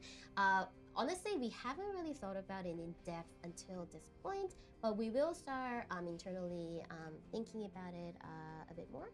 네, 보상 파트 보고 계시죠? Reward dev team, are you watching? It's what we want. 네. 그리고 또 지나간 질문에도 있었고 저희 이제 의견으로 주셨던 부분들도 있었는데 이제 웹 이벤트에 대한 의견이에요. 그래서 웹 이벤트 관련해서 참여하기가 좀 불편하다라는. Well, they are expanding their team, Damien, so I don't think they'll burn out. Now, a lot of you have talked about the web events. Some questions revolved around it. You guys gave opinions. We understand that it may be a little troublesome to participate in the web events. 네, 그래서 웹 이벤트를 좀 보완하기 위해서 앞으로 계속 인게임 이벤트로 이벤트를 끌어올 계획을 가지고 있어요. So, in order to complement the web events, we are planning to offer more events in game. 네. 근데 이게 인게임에서 구현하는 데는 웹 이벤트보다는 조금 더 시간이 걸리기 때문에 단계적으로 인게임 이벤트의 볼륨을 늘려갈 예정입니다. However, providing this event in game does take a longer time for us. So we'll gradually increase the in-game event volume. 네, 그래서 당분간은 인게임 이벤트와 웹 이벤트를 잘 조합해서 진행을 할 계획입니다. So for now, we'll mix up these two different events, web events and in-game events for the players. 네, 그리고 Good. 최종 골은 인게임 이벤트의 볼륨을 늘려서 인게임에서만 이벤트를 운영하는 것이 저희의 최종 골입니다. But the ultimate goal for the dev team would be running these events only in-game after increasing the volume of in-game events. 이런 편의성적인 향상은 저희가 뭐 커뮤니티에서 피드백을 주시는 거 바탕으로 계속 우선순위를 산정해서 진행을 하고 있거든요. Now, regarding these convenience-related features, we are reflecting and collecting player feedback from different forums and platforms to set up a priority. 네, 그래서 아까 채팅 중에도 나왔던 감정 표현 선택하는 UI에서 바로 바꿀 수 있으면 좋겠다라고 의견을 주셨던데요. 이 부분은 저희가 시즌 2에서 링 메뉴라고 새로운 조작 기존에 있던 링 메뉴를 좀 더 개선해서 조금 더 편리하게 사용성을 제공하고자 합니다. Now, one of you have talked about how you would like to change the emote and in the emote UI directly. We have an update, an improvement update in stock for season 2 for you to do that. 네, 그리고 아까 또 더 많은 지도 위치가 추가될 건지에 대한 질문도 있었는데요. And also, one of you have asked if we are planning to add more maps. 네, 오늘 넥스트 업데이트에서 보여드린 새로운 지역이 새롭게 추가되는 필름. So the new area in the next update is the new map. 지도였나요? 네. Map. A new map. Build. Sorry. Okay. 네, 그리고 또 유도탄 관련해서 질문도 주셨어요. 저 유도탄 유튜브 영상 보셨는지 봤는지 질문도 주셨어요. Now, some questions revolve the missiles, and players have asked if I have watched the missiles YouTube video. Yes, I have. 네, 유도탄 부분에 대해서는 플레이어분들이 주시는 의견이 맞다고 생각을 하고 그래서 저희도 지금 개선을 하고 있는 중입니다. 많은 유도탄을 회피할 수 있는 형태로 개선을 했고요. Now, we agree with the player opinion about the missiles, and we are improving the system. We are improving so that players can dodge more missiles. 네, 지금 이제 회피할 수 없는 레이저가 남아 있는데 이 레이저 또한 회피할 수 있는 형태로 개선을 하고 있습니다. Now, the laser can't be dodged, right? But we are improving the system so that players can eventually dodge the lasers as well. 네, 아까 번역가 누님이 피곤해. Dodging lasers and missiles, huh? Okay, one of you said the interpreter looks tired. 네, 번역가님은 저희 때문에 일요일 That's right. 네, I am 나와서 working 일을 on 하고 Sunday 계세요. for the 네. dev team. Okay, you guys? 아니, 저희는 상관없어요. 네, 뭐 계속 있어도. 하루 종일 할 수 있어. They're saying they can talk whole day. Now that's the very bad idea for me. 그래도 수고하시는 번역가님을 저희 박수 한번. 네. Okay, round of applause for the interpreter. Yay! 여러분 학교 다닐 때 영어 공부 열심히 하십시오. This is why you have to learn English. 언제 써야 될지 몰라요. Yeah, you never know when you have to speak in English, okay? 네, 아들아 잘 보고 있지? I'm glad they're My gonna son, add a are you new map. watching? You have to study. 네. 그러면은 네 오늘 아이고 네, 자연스럽게 제가 마무리 아주 자연스러웠죠. That's a very transition to the very natural transition to the end. 네네. 그러면 오늘 Q&A는 네, 여기까지 하도록 하겠습니다. 네.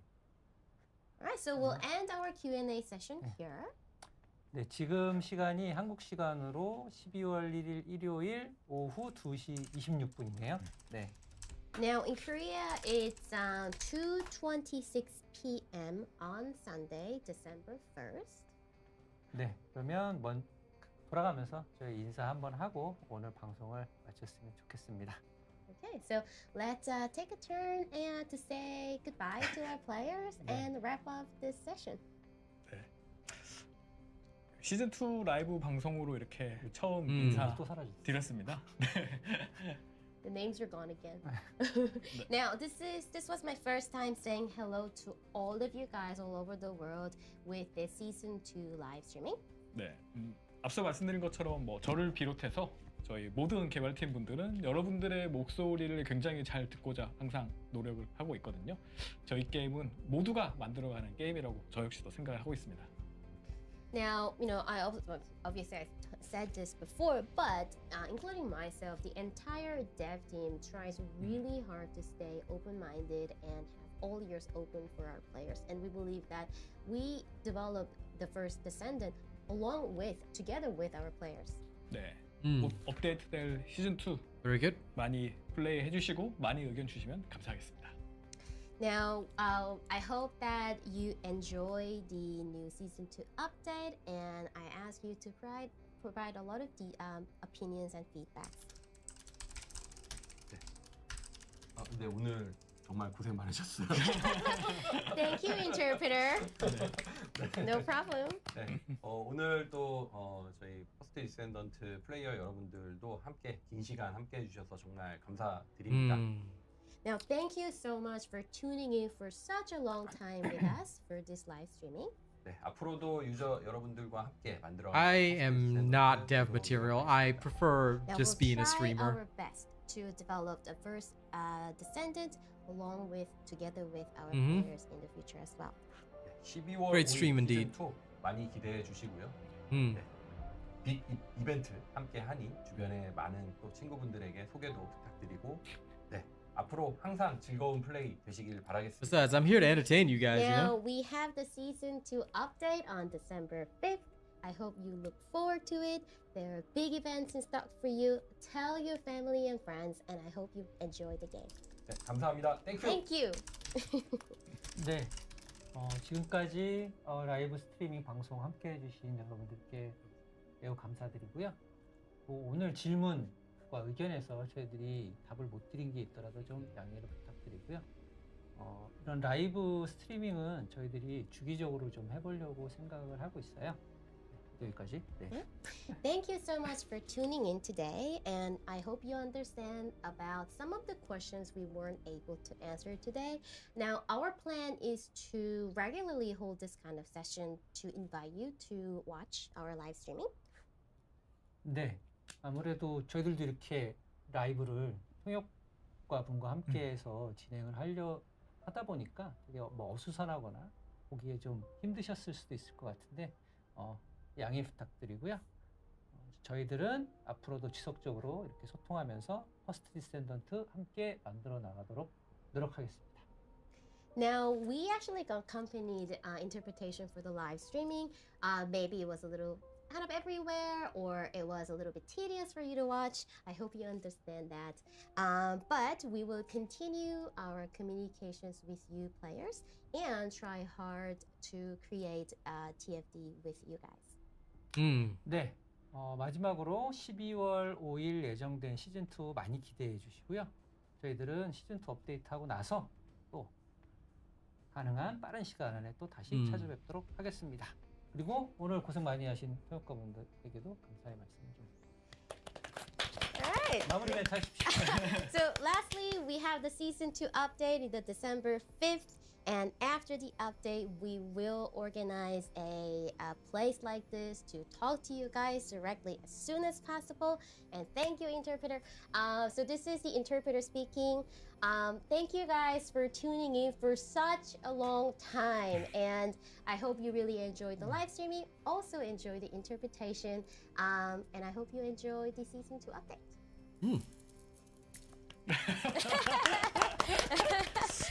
Thank you. Thank you. I love the Bye. creative director. Thank I love the, you know, 감사합니다. how he puts on the sunglasses and everything. That was excellent. Okay, guys, I believe that brings us to the end of this. Thank you so much for joining me and watching that. Let's talk about it. So now coming back to my own stream, I will remove the window shortly.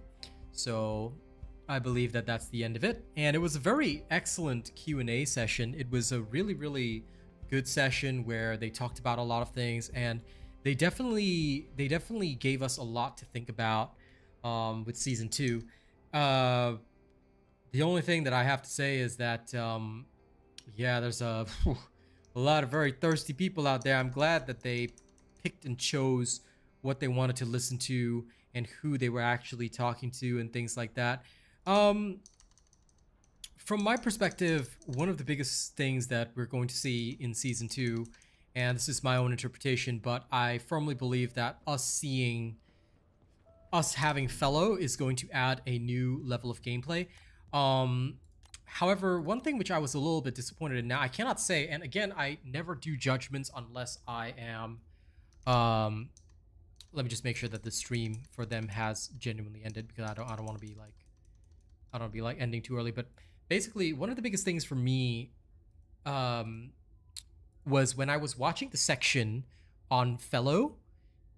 Yeah, it didn't like, it kind of looked like Fellow was only picking up one item at a time. It just didn't look all that good. So I was like, I hope that that will change a little bit, because I think it is quite important that Fellow picks up more items than just one. However, I will reserve my actual judgment until the actual update comes out, because I think that is more important than spreading misinformation. Certainly, I wouldn't want to be like those people that were trying to spread misinformation and all that kind of stuff in there. It was really good to see many of the creators come out and, you know, talk about, you know, what they wanted to see in the game. I think a lot of professional creators generally will comment a bit less on streams like that to not draw attention away from the devs and toward themselves. I think it's quite important to actually have that respect. Now, there was somebody in there called Roxy, obviously, that looked like a Moxie imitator, and I would never say creator names, but that was very, very sad behavior. So I feel almost like I need to kind of apologize on behalf of creators. Most creators aren't like that. You would never see a professional creator say, hey guys, I'm live, oh my god, love to this guy, love to that guy, love TFT. Like, spamming that same emote does not make you look good as a creator, and I don't think people are gonna want to watch your content. I believe that maybe I'm a bit of a boomer, but I'm a firm believer that if you want people to watch and tune into your content, then it has to be because you have content that people want to watch. So I do believe firmly that that is important. Hopefully these people will learn a good lesson, because all it's going to take is somebody to take that really negatively and you're going to get trolled for the next 10 streams. I mean, as it is, I don't do anything bad and I get trolled several times from a very, very different game that I do not even want to talk about. Okay, now what we're going to do is I'm just going to take a look around. There are no... Wow, toxic reactors are really losing out this week. There's only toxic tech, which is kind of wild, because Keelan uses, in case you didn't know, Keelan uses fusion and singular skill, so that's an interesting one. In terms of electric, we do have a fusion reactor in Moonlight Lake, which is a nice one. Lakeside floodplain. Let me see if there's any others for electric fusion. I might pick up a Sharon reactor. There is the defense line mission.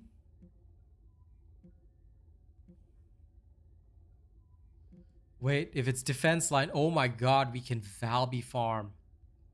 Bruh. Bruh. I haven't had to bring out Valby in so long, but I think it's time. I think it's time. Let's go. Let me go get bored while looking for a reactor. It's time. It's time. There is no ifs or buts or maybes. It's time. No, there's the actual Moxie was there, and you can tell because they have a tick next to their name. You cannot fake that, so there's no need to worry about a fake Moxie being in chat. So that was absolutely the real Moxie, and the real Moxie was not misbehaving. No, Roxy is some Twitch streamer obviously trying to imitate Mox, I think, which is why they deliberately named themselves Roxy. So yeah, I would stay away. Are the wings like floating away from her hoodie? Lol, look at that. Oh well, whatever. I'll just give her some nice little Valby wings. Little angel Valby wings. Look at that. But yeah, like for example, I don't have a tick next to my name yet because I'm not at 100,000 subscribers yet. But one day when I am, I'll have a tick next to my name. So it's easy to verify who's who. At least for the bigger creators. It's part of the reason why I want to grow my channel as well, because I think it's pretty important to do so. And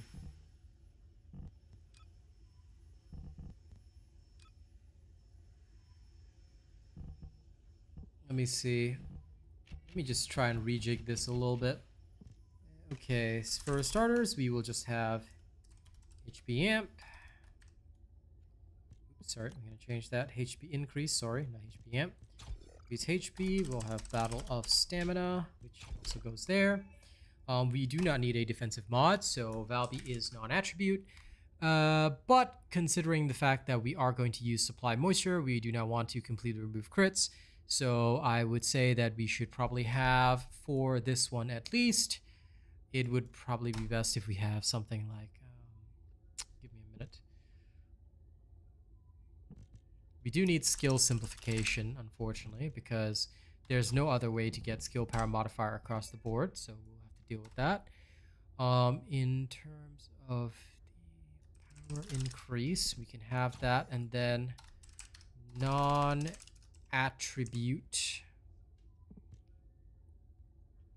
If we use non-attribute integration, we should be able to receive 2 different multipliers at the same time, which is really, really good. So we have that. This one already gives non-attribute boost, so we're okay on that. We will probably need skill expansion. New subscriber detected. So we have that. And then skill extension. Do we require skill extension is the key. Based on this, the cooldown, yeah, we kind of do. So we'll have to use skill extension. Okay. Do we? Oh, we don't have nimble fingers.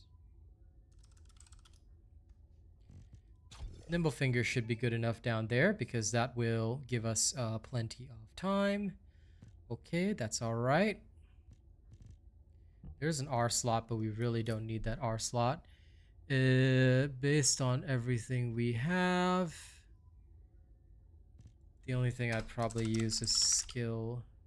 Do we even need skill insight? No, we don't. We just need conservation, don't we? So we need to reduce skill costs. And the best way is...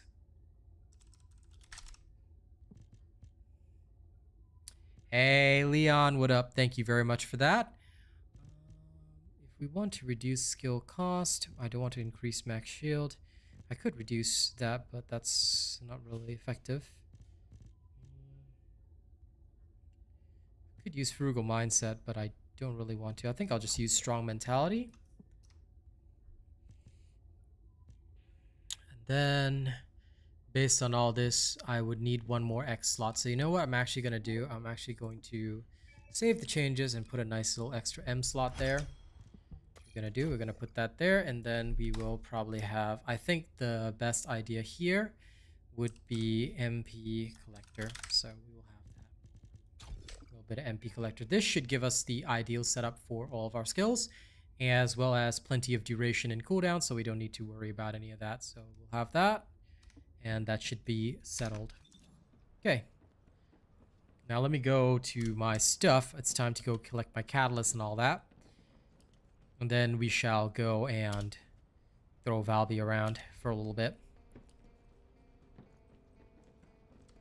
Magisters are probably humanity's real hope, don't you think? I got so much I need to pull out. I'll go level all of this up a little bit later.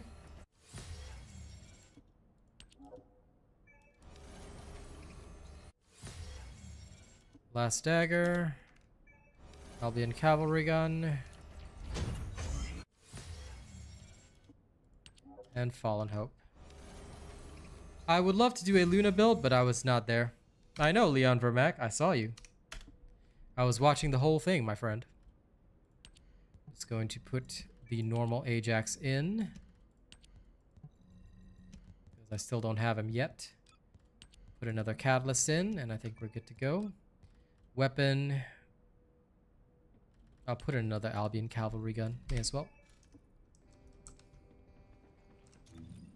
Now in terms of what we have, can no longer delete new ultimates. So I've got my Fallen Hope, Last Dagger, and Albion cavalry gun. Let me go and get a few things. So from storage, weapons, here's the Albion cavalry gun. Okay, I'll actually be putting both of them away. So Albion cavalry gun 1 can go in, and Albion cavalry gun 2 can go in first. For Last Dagger, I'll just leave it where it is. And for Fallen Hope, I believe I already have one here, but I'm just going to withdraw it for just a second. And we're going to enhance the unique ability of that. So this level 100 Fallen Hope, we'll take this level 1. Then we'll put it away in storage again. I don't have a weapon tier list, lazy ass guy. I don't like to do content like that, and I'll explain why. It's because the weapon tier lists tend to give people the wrong idea, and also it stops people from experimenting with weapons that they may actually like. What I will say is that the top 3 weapons that you should farm for is Enduring Legacy, Greg's Reverse Fate. These 2 are the most crucial weapons that you will have in the game. A Thunder Cage that is maxed out is also very useful, even if you're not using it as a weapon, because you can use it as an extendo. My genuine recommendation would be, if you really want to know which weapons you should build the weapons that I have created builds for. It is quite important to do so, and if you do build the weapons that I have already made builds for, that is usually the best way to enjoy the game, because if I've already made a build for the weapon, that means the weapon has some sort of use. There are several weapons that I've worked on but do not have builds for, and that's because these weapons are really, really bad. So I do not make builds for them. I have worked on them, but overall they are not strong enough for me to care. So I hope that answers your question. But yeah, let's carry on. Now I'm going to go and do the Valby Road. Now, if you're wondering why I'm doing the Valby Road, it's because Valby Road is pretty important. It is quite necessary for success if you want to do well in this game. And before I go there, I'm just going to check a little something, because it's actually quite important that I do this. This has happened a couple of times, so I just need to double check. Okay, the refresh rates are correct. But thank you once again, Leon. But yeah, they were doing really, really well with the QA, and I absolutely loved what they did. Secret Garden is pretty good, but mainly for Freyna. This is actually incorrect. Secret Garden is one of the good weapons, but it's used for Kyle as well. Basically, any Descendant that uses tech skills has some use for Secret Garden, with the exception being Lepic, because Lepic does not rely on that. Lepic actually relies on other stuff. So again, I also have a Secret Garden build on my channel. One more time, if I've already made the build for it, then chances are that it is a useful weapon in some way, shape, or form. If I haven't made the build for it, it means that the weapon may not actually be useful, so just do be aware of that. That is one of the things that we always talk about. Because at the end of the day, I don't like to waste your time, even if I've already done the testing. For example, I've already fully finished my Afterglow sword, but I have not posted a build for it because I believe it is unnecessary. Especially considering the fact that the Afterglow sword is really, really not good. It's useful in some very minor situations, but with the upcoming changes to Sharon, I don't think I'll be working on Afterglow sword. At least I've already got the catalyst in there, so it will not go to waste. What do I think about them giving away Ultimate Bunny for free? I don't have any negative feelings toward that. I think it's quite important because, as I've always told players, Ultimate Bunny is actually very necessary and is one of the first Descendants no pun intended, she is one of the first descendants that you actually need to work on. So if you do not have an ultimate bunny, it can be a daunting challenge to play through the game in a proper manner. And I think that that is where a lot of people tend to go wrong. They do not get themselves a good ultimate bunny, and they lose momentum in the game because they feel that farming is difficult or that it takes an excessive amount of time. But if you were to have Ultimate Bunny and you were to follow what I post about Ultimate Bunny and how to use Ultimate Bunny, then 95% of the time you will not encounter any issues or problems in any way, shape, or form. And I think that this is extremely important for players that want to enjoy the game and do really well. So I hope that more players will learn about Ultimate Bunny and why she's so good and why she remains such a champion.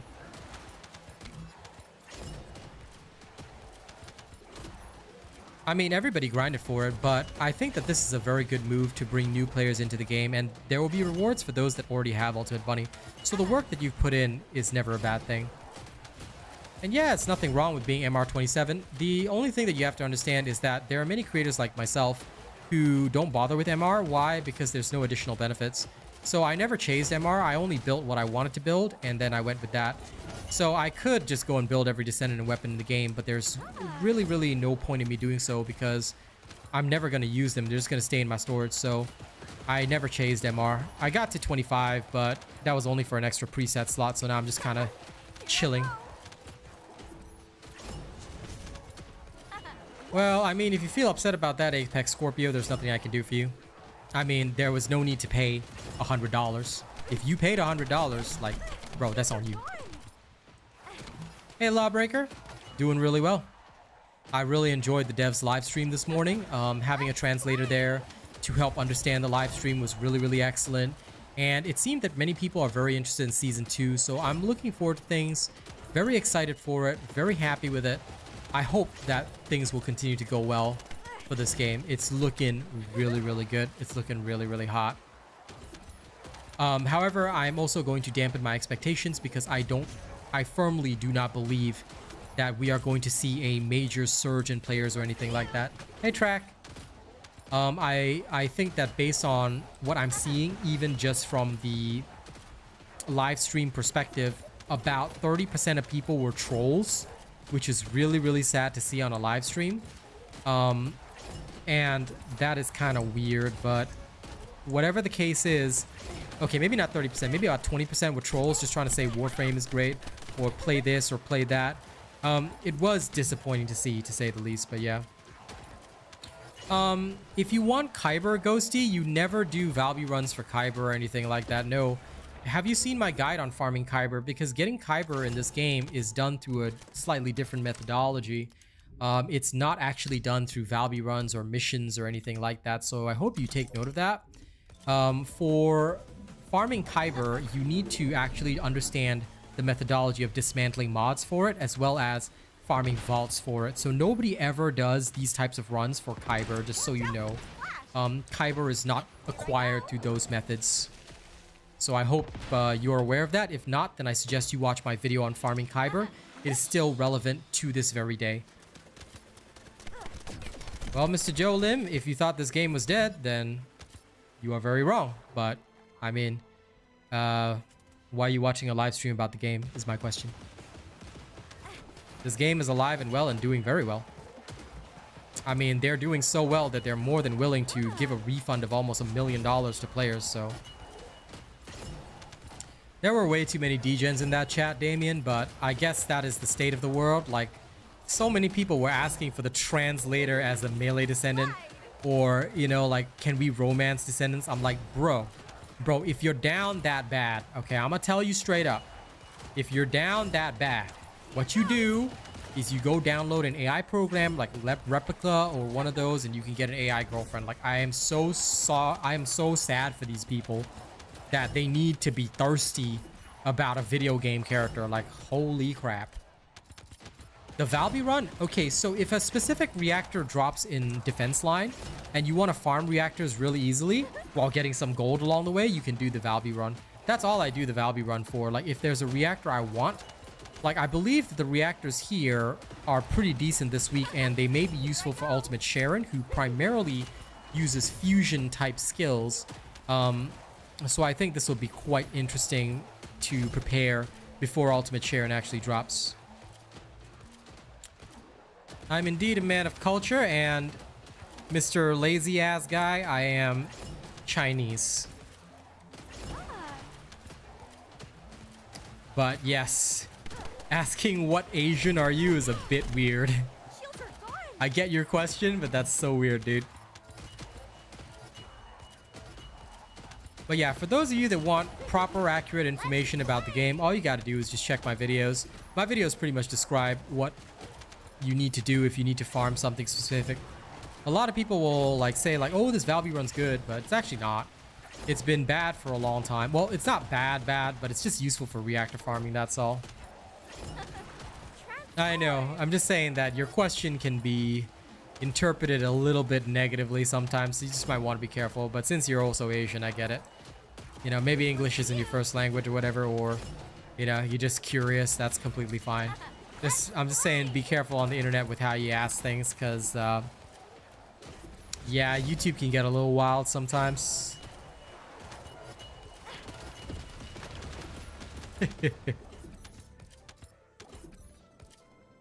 Hey, yo-ho.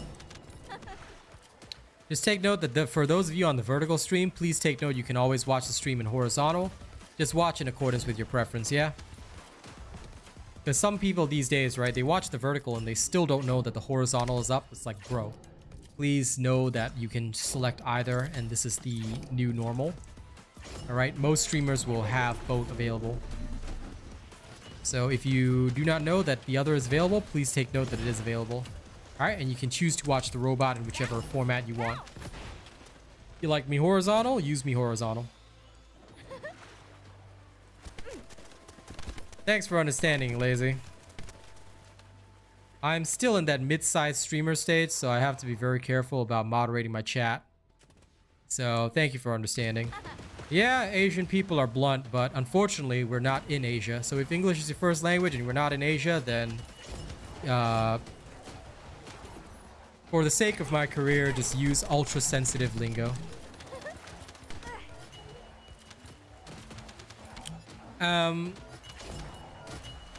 I think that if that's the case, Track, it might be because they're not preparing for jiggle physics. So, just so you know, that's coming in season 3. But what was actually going on was that this game is gonna have a new graphic mode coming out, which is like above ultra. So I think that they're preparing for that, and that may be causing some issues. But also, it depends on whether or not there's enough people playing in your region at any one point in time. Because one thing that was mentioned was that the quality of matchmaking, a lot of players had said that it has suffered a bit. And what they mentioned was that this is because of the way that the matchmaking is going on right now, is such that they're trying to find people that is nearest to you first. But unfortunately, if people are not doing that specific activity, or if they're forming private parties, then the matchmaking may take a while. So it really depends. But yeah, other than that, I don't know if any of that might affect you, but that's what they were saying. But I recall you also mentioning that we get FPS drops in Albion, you were saying. So I don't know, it could just be poor optimization or things being introduced are causing some fluctuations. I have noticed that I have had minor drops. I'm actually doing better in the field right now than I was in Albion. Albion was a little glonky, and I do have to admit that, but here I'm getting at least a constant 120, so I'm happy with that. No, excuse me. No problem, Joe Lim. But again, I think you haven't answered my question. Earlier you said you thought this game was dead, but why are you watching a stream about this game is my question. Are you interested in the game, or just here for no reason? Because normally if you think a game is dead, you wouldn't be interested in watching anything about it, right? So if you don't mind, can you answer my question? Here goes.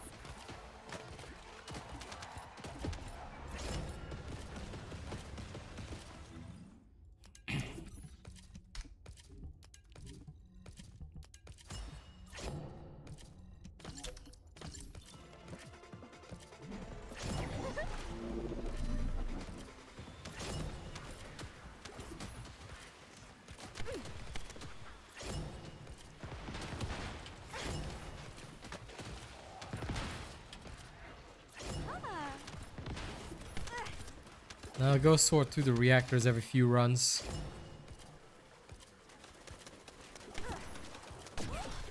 My shields.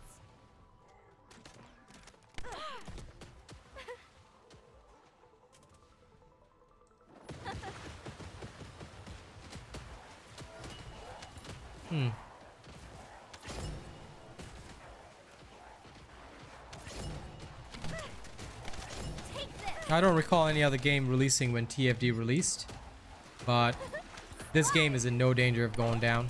My shields. But one thing which I will also say, Mr. Joe Lim, is that in future, please take note that if you're speaking to an official creator for a game, then calling the game that they play dead is just seen as trolling. So you may get banned in future. So just be careful of that. Like, there's no reason to come to a stream and say that a game is dead. Like, maybe do some research, check things around, you know, because this game is doing very, very well. And quite frankly, this is what we call a long-term game. Any professional in the industry would know this. But long-term games are different from short-term games. Long-term games are very similar to games like Diablo. You know that Diablo, like, went down way below TFD's player count for several months in a row. And it only started picking back up around Season 4. Even Path of Exile, as popular as it is, has fallen below TFD's player count. This is considered very normal. Alright, because any game with a season has more players at the start of the season, and then it dips off. And also, some seasons will be better than others. As long-term games grow and develop, they have no danger of dying. And quite frankly, as long as 10,000 people spend $100 each month, do you know that they make almost $1 million worth of revenue? Yeah. Quite frankly, I know that most people have already spent way in excess of $100 each month. I myself have reinvested close to 1,000 in this game, and even then, that's pocket change compared to what I'm making. So, yeah, I will say it very frankly. Games, it takes a lot for a game to die.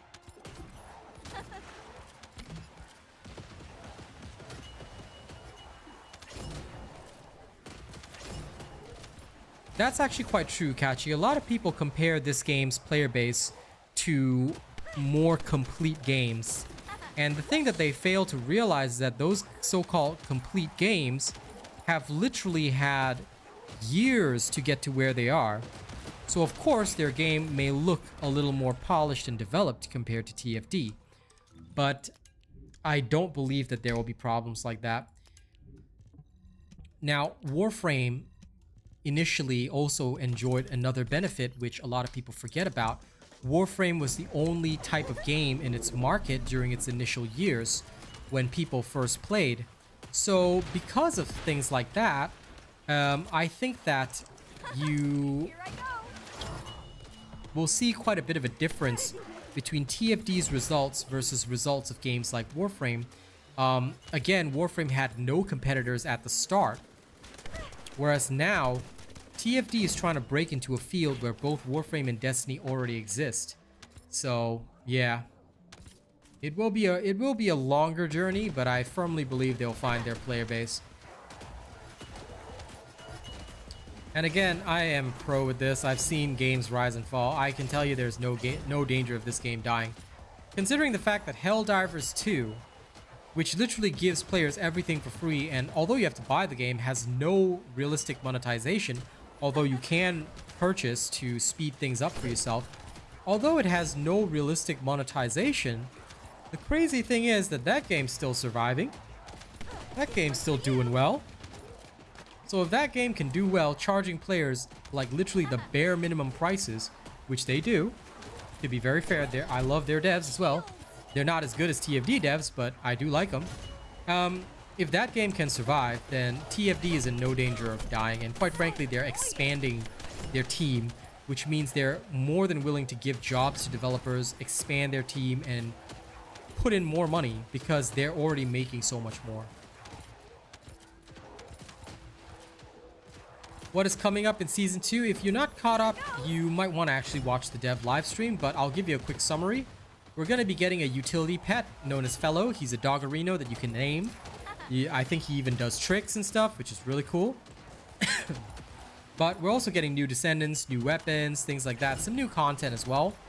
a new type of dungeon called the Void Abyss or something like that. So we're getting quite a few things. Harder special operations also coming in, but like a lot of these are like new difficulties for stuff that already exists. So a lot of players were moaning about it not being actual content. However, quite frankly, new content will come over time, and that is something we just have to accept, you know? This is why I was telling people I'm very conservative on my estimates. I think that for this new season, we'll see the TFD player base double from what it is now to between 10k to 20k instead of about 6k to 12k. And I think we'll see that happen, which I'm really happy about, and I think it'll be really awesome. But I am not expecting large numbers like the preseason where like 200,000 players played or 100,000 players played.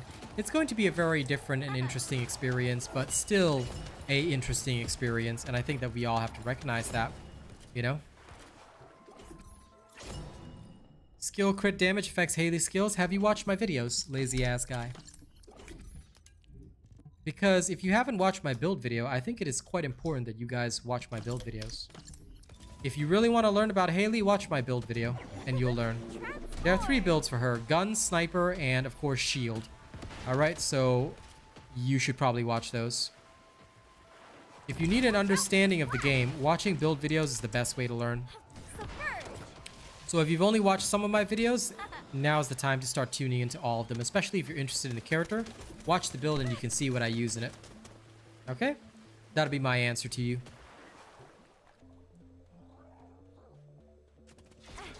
I have a policy of teaching a man to fish, not feeding a man to fish. So think about when skill crits will be necessary. And why they would be necessary. And don't forget, criticals are a multiplier. That's another thing to think about. But yes, do watch the build videos if you want to learn how to really maximize the power of a build. I always explain why I use the modules that I use, and it is quite important to tune into those.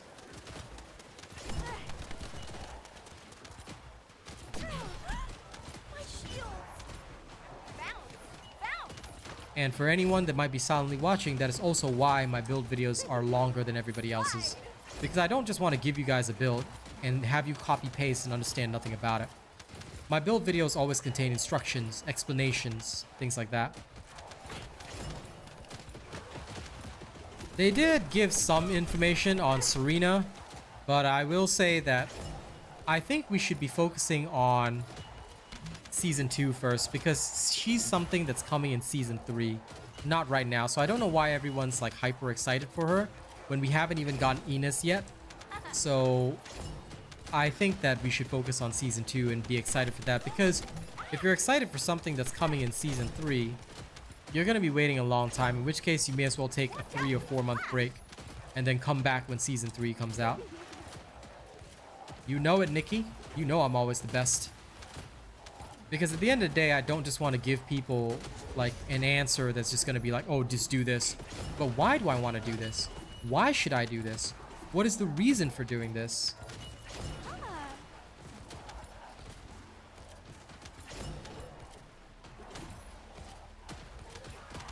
That is a very different video that you've watched, lazy ass guy. If you want a more in-depth one, right, I did a video recently explaining skill power multipliers and the math behind it. Now, we already used this principle beforehand, but if you really want more knowledge and information, then I would suggest checking out that video. The only time to use focus is when you need the cooldowns. This is what I always tell people, and again, this is something that I explain in a lot of build videos and have explained on stream multiple times, so you might be quite new to my channel if you don't know this, but the only time anyone ever talks about focus, or should even talk about focus, is when you need the cooldowns. Power is obviously much more important, but the power multiplier is also much more important.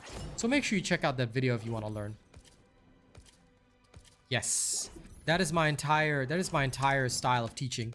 A lot of people say, why don't you ever give a straight answer? I say I do in my videos. Because if I tell you on stream, then you have to come to my stream every single time to ask me a question.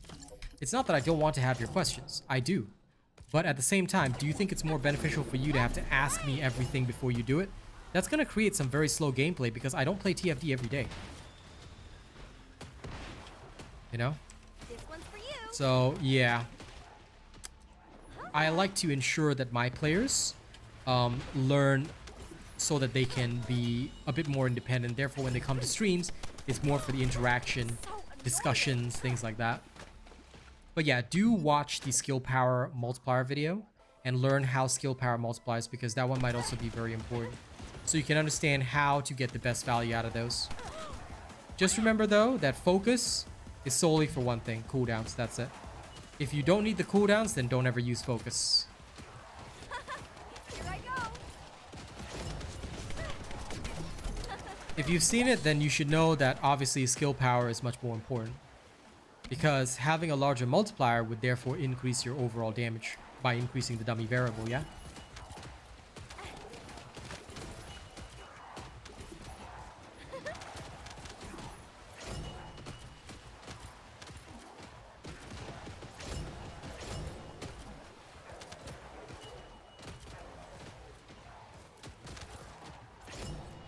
You are completely misunderstanding, Mr. Lazy Ass. This means you do not understand multipliers. Power increase at maximum gives 65, right? Hang on, I have to probably show you from the build window instead, because it doesn't show my upgraded modules. Focus on non-attribute gives 77 non-attribute, so it seems like it's bigger. But then, didn't you understand about the multipliers? Because if you understood the multipliers, if you've seen the video, did you watch the full video and understand every single explanation? Because if you didn't, then you gotta watch again. Because it means you don't understand multipliers at all. You need to rewatch the video and learn multipliers. Once you learn multipliers, you'll do better. A lot of people watch videos, but they don't watch the full thing. They don't study the full thing, and they don't even absorb the contents of the full thing, which I don't blame them for, but you must watch and absorb. Watching without understanding and absorbing is not helpful. So I can tell from the question that you're trying to ask me that you haven't fully learned what I'm trying to teach. Because if you fully learn what I'm trying to teach, then you'll understand why certain things were chosen. And you can even replicate the spreadsheet to see and test for yourself. This is crucial. If you cannot replicate the spreadsheet and test for yourself, you will suffer a lot. And also, you need to understand module groupings. Have you ever tried putting power increase and focus on the same character?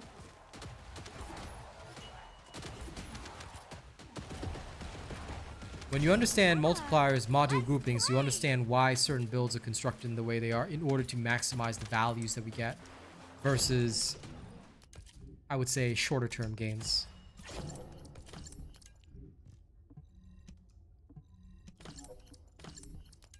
Building up quite a stock. I'll go through them soon. In fact, I should probably go through them. I'll head back to the outpost.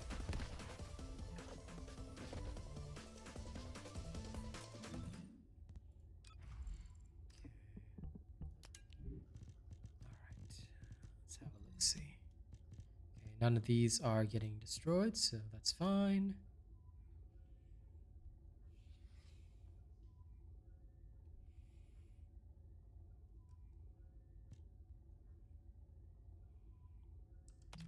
This.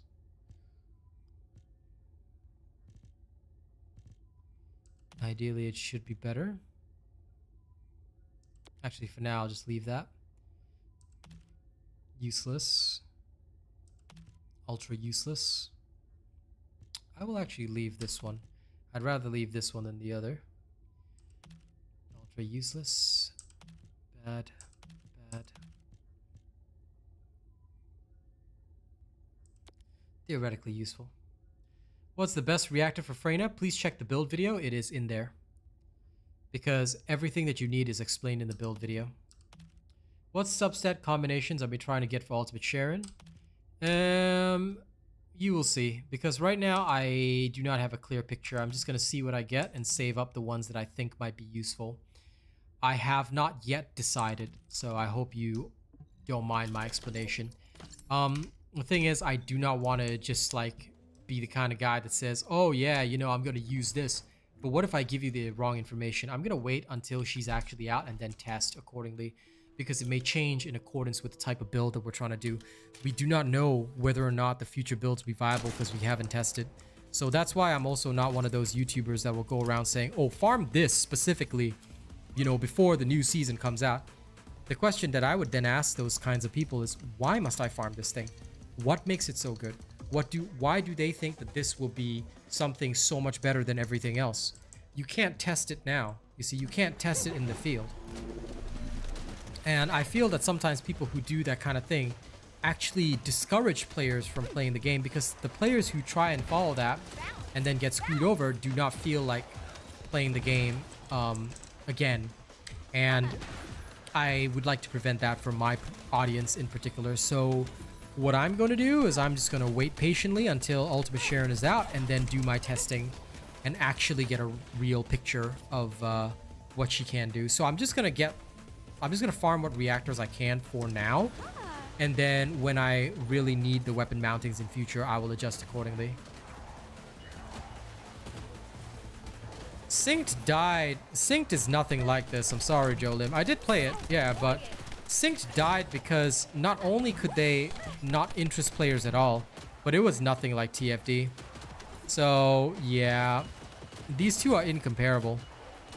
TFD is its own game and doing very, very well.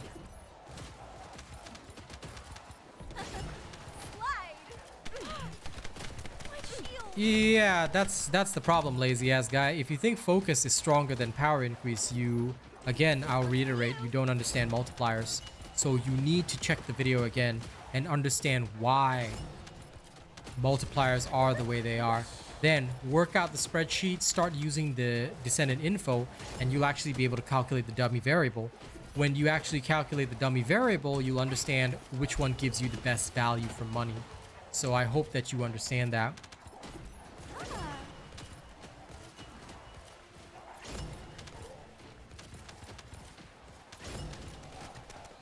Power versus modifier has nothing to do with this.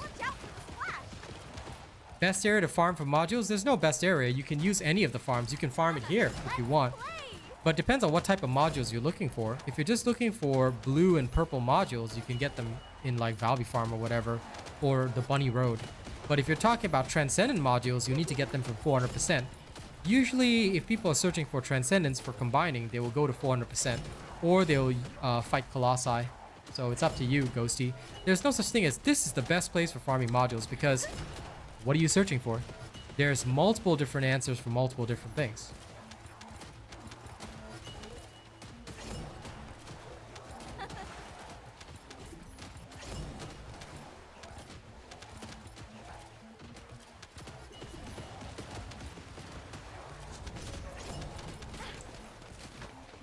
I will link you a video, Mr. Lazy, so just check that it's the video you watched. If you did watch this video, then good. If you didn't, then this is the one you need to watch. Alright, because this one is absolutely crucial. How to multiply skill damage is the video. I'm pretty sure you've watched this one, because from what you were saying, you seem to have watched this one, but again, you need to watch it and understand multipliers, because if you don't understand multipliers and you don't do the mathematical calculation, you won't understand why I've made the choices that I have. Because focus is nowhere near as strong as power increase, and it will never be.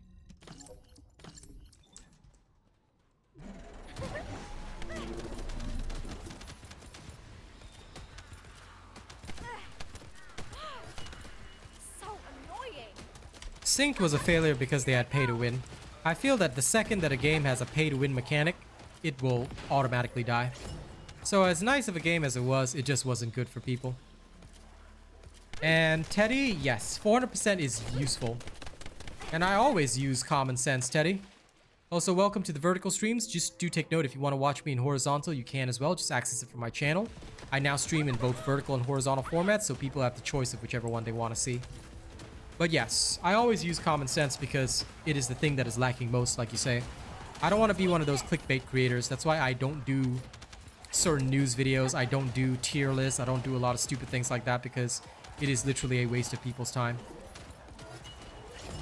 And the info that I publish is always fully disclosed. So for example, in a build video, people say, what's the best reactor? I say, check the build video, because the build video will tell you what I have, what I use, and how it helps you do well. And you just go from there. Easy peasy.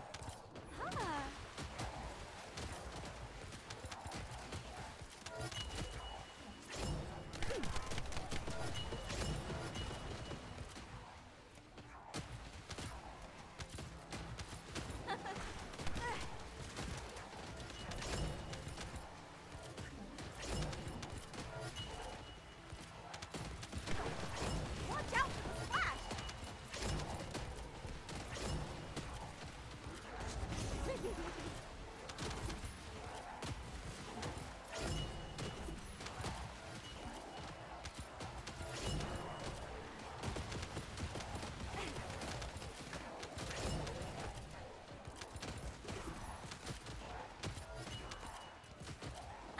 Transform! So annoying! That's also why I don't give like short answers on the stream, Teddy. Because on stream, like I could give some short answers, but I feel that long term, it doesn't really help players. I feel that if I want to be helpful to players, if I want to really give them proper information, good information, then it is much more important for me to be solid in the way that I talk about my stuff and to make tutorials and guides that people will want to watch. This is in Fortress, so it's actually the outpost. It is the Valby Road, as they used to call it. It's literally right here. Vulgar's defense line, strategic outpost. It's in Fortress, hard mode. It's in the defense line map. So you just go here, and all you got to do is just go in a circle. It used to be really good for gold, but now it's kind of okay for gold. Most of the time that people come here is for farming reactors. So what I'm actually doing is gathering up all these potential reactors, and I'm just farming that. And later on, I'll sort through and see which ones I want to keep, which ones I don't want to keep, all that kind of stuff. So this is one of the older areas that used to be very popular, but it's very good if defense line happens to have a reactor that you want, and you just want to be able to farm that reactor very effectively. Yeah. Slide! This is one of the genuine best areas for it. All you got to do is just go in a circle and you're good to go.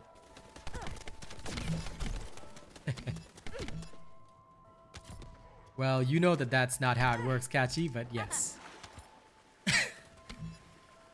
Even if you were to tilt your head while switching between horizontal and vertical, my stream's just gonna look wonky to you. But no, there is now a vertical format stream that is available because some people prefer the vertical format. They like to watch via YouTube Shorts. I personally, on a personal level, I don't, but I understand the need and recognize that people sometimes want that. So I made sure that I could stream in both, which is nice.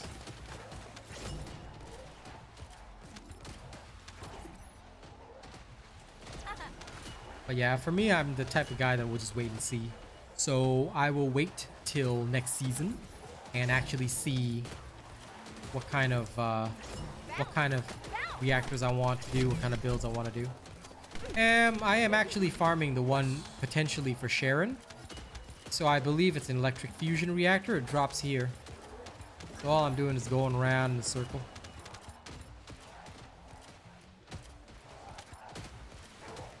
Gathering what I need.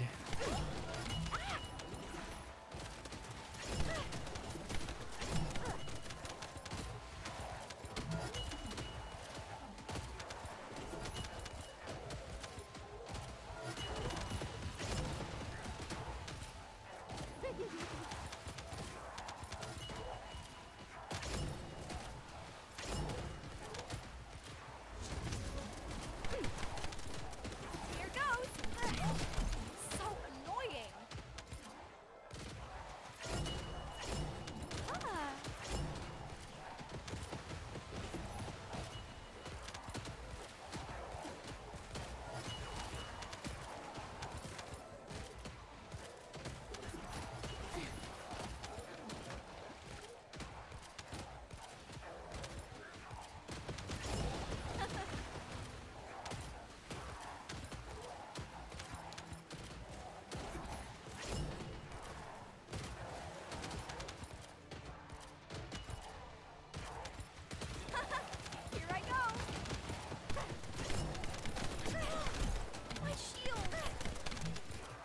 Later, I will farm Keelan's reactor in a very different way. For farming Keelan's reactor, I will go ham in Colossus fights. Because there's no reactor farm for him this week, unfortunately. I know I no longer have to do this, but it's become a habit now.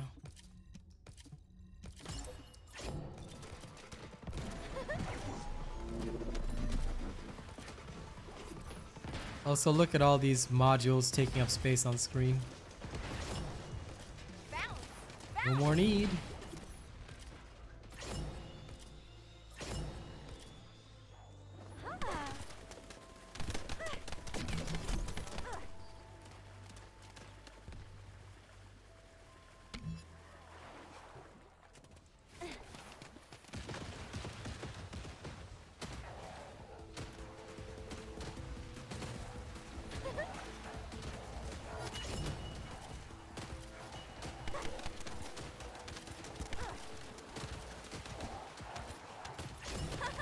Here I go.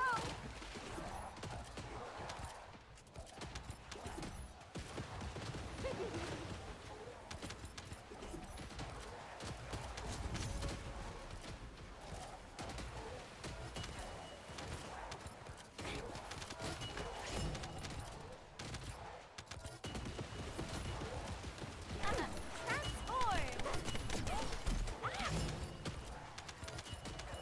Could be as well, Track, because depending on what kind of games you play, some of them may use very different settings.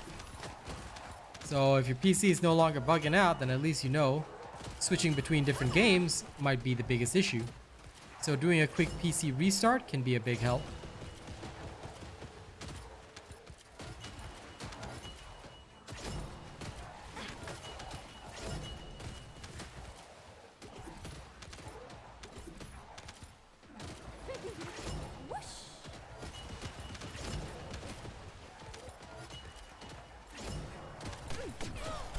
My shield. Ah.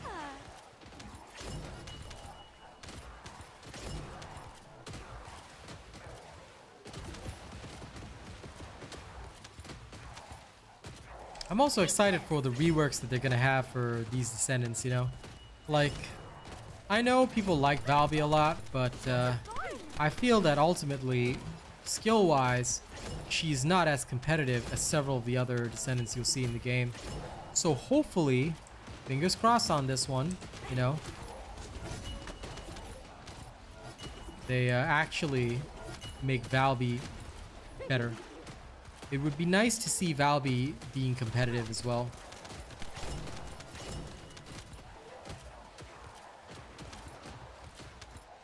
This one's for you. Because I love the uniqueness of the character, but she just doesn't seem competitive at all.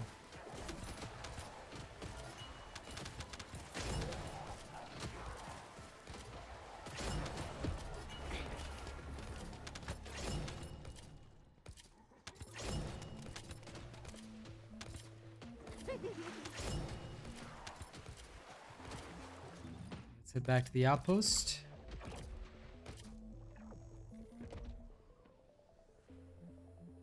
You get the same reactors from Colossus fights, so there's no difference between the reactors you'd be getting here or the reactors you'd be getting on Colossus fights. Best way to farm Kyber, have you watched my video on it? Because if you haven't, I explain exactly how people get Kyber. Kyber isn't normally farmed, by the way.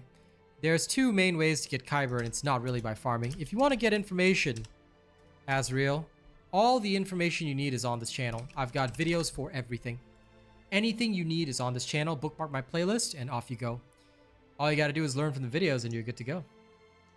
The Valby is getting a buff, indeed, Finesse. That is correct. Valby is getting a buff and also a rework. I believe they said the buff is coming first, and then after that, there will be a rework for her skills after they observe the buff. I could be wrong on that. I don't think I am. I could be, but I don't think I am. All right. So that is what they have said. The actual result could be a little bit different. Oh man, this is Gold Colossus, but singular. That's so bad. If only it was fusion, but that's how reactors are sometimes. Like, ugh. you hope that you get the right stats, but that is painful, painful, painful.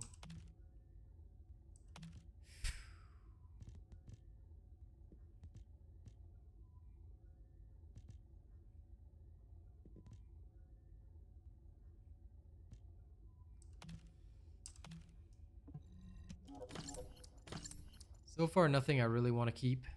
Excava mounting, though. Lamau. Alright, we got a NASCAR a little bit more.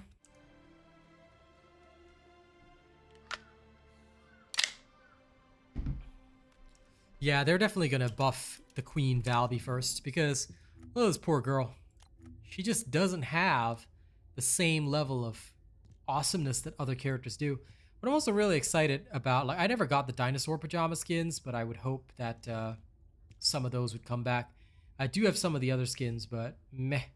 As long as owning one, the universal skin is what I'm most excited for, but I'm so sad I'll miss out on the dinosaur pajama one. Hopefully there'll be something similar that they can reintroduce in future.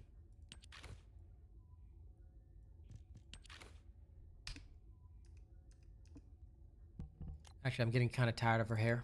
Let me change that a little bit.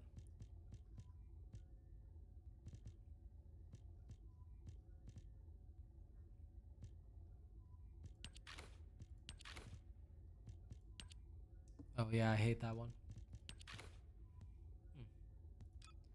The original would be nice. Let's see, what kind of hair dye do I have?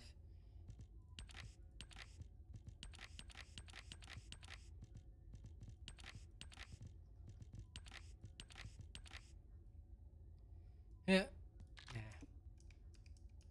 Genuine Korean maiden. There we go.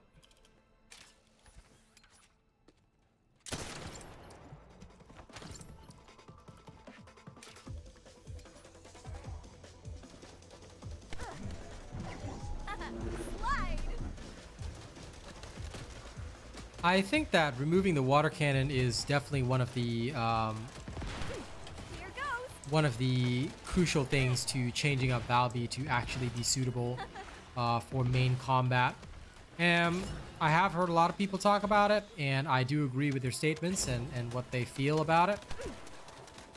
Changing the water cannon would probably be a necessity, so hopefully they will. I don't know if they will, but yeah, this is one of the things that they definitely should do. Because nobody really uses the water cannon.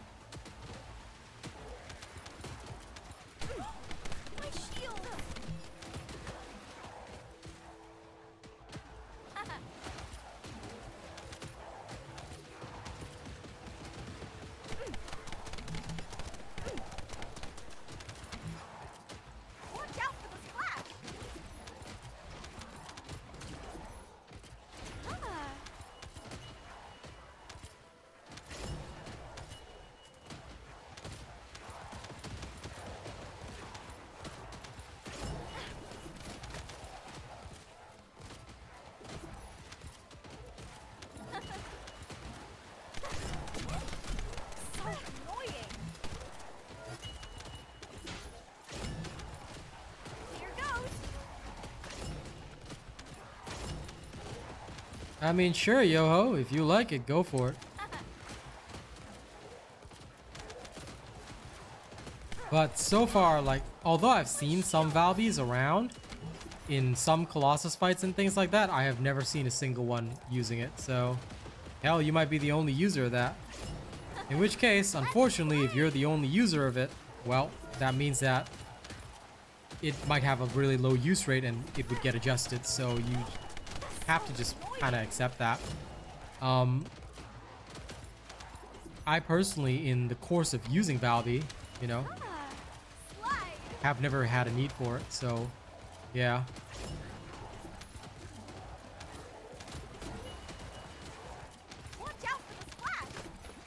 Which is unfortunately one of the things that happens when reworks and things like that are considered. Some players will say, but I've used this and I've done this and that with them, and I get it. You know, I'm not discounting that, nor would I ever, you know, make somebody feel bad for doing what they want, but the thing is, it all boils down, statistically speaking, to total use rates. And if the total use rate of something is practically non-existent for actual combat, then it will just get removed or reworked. Because never have I ever seen a Valby use that in a Colossus fight. And even in farming, it's very rarely used. So I just have not seen a single Valby do it. And that's how it goes, man.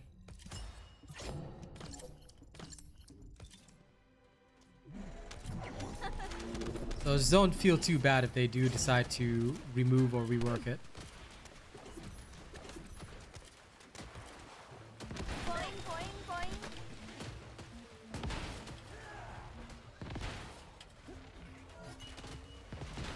Ah. Well, if it's only for mobbing, then basically all her other skills are also already mobbing skills, so... Hey, I feel what you're saying. Like I said, I'm not discounting your experience. But again, I've never seen a single Valby do that. Even in 400%. Like, I've run publics, and I just haven't seen that happen, so... If I'm not seeing it, then the dev's internal data may show that it has, like, for example, a pick rate of, say, 10%. In which case, like, and I'm quoting experience mostly from other games, but usually if something's got a pick rate of like 10%, like only 1 or 2 people or only a handful of people who really know how to use it and are using it well, they'll usually either adjust the skill or make it more friendly to the general public, which is how they do it. It may not be a complete rework, but we'll have to see how it goes. Just like how they adjust modules that have like Here I go. no pick rate. Yeah. Ah. That's usually what balancing and reworks are about. So we should wait and see what the devs decide to do. If they choose to rework it completely, then we're kind of stuck with that. If they choose to just buff it or adjust it, then at least that's a bit better. So we shall see.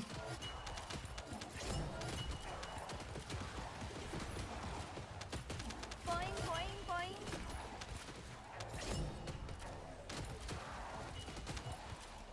There are plenty of Descendants that can farm Rhino.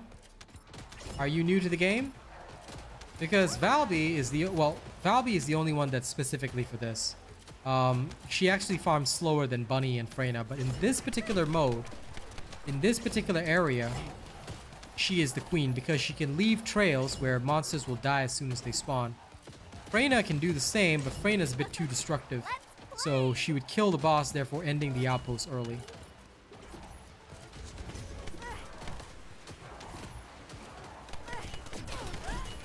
Shields are gone. Yes, statistics are pretty common for most dev teams, and the deeper their analytics go, the easier it is for them to start adjusting things. So they do collect a lot of data like that and adjust accordingly.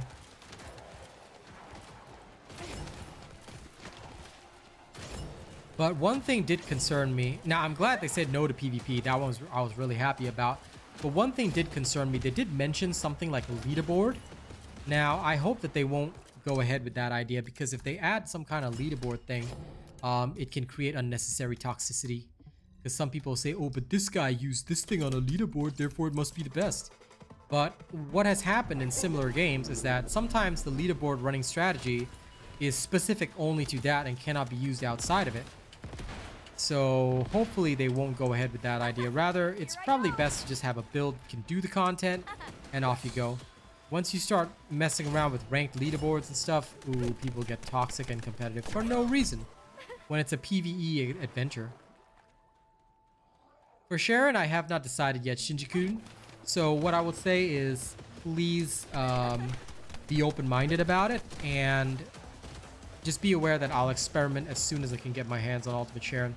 But I won't be making a prejudgment. I'm just going to farm a whole bunch and then see what suits me later on.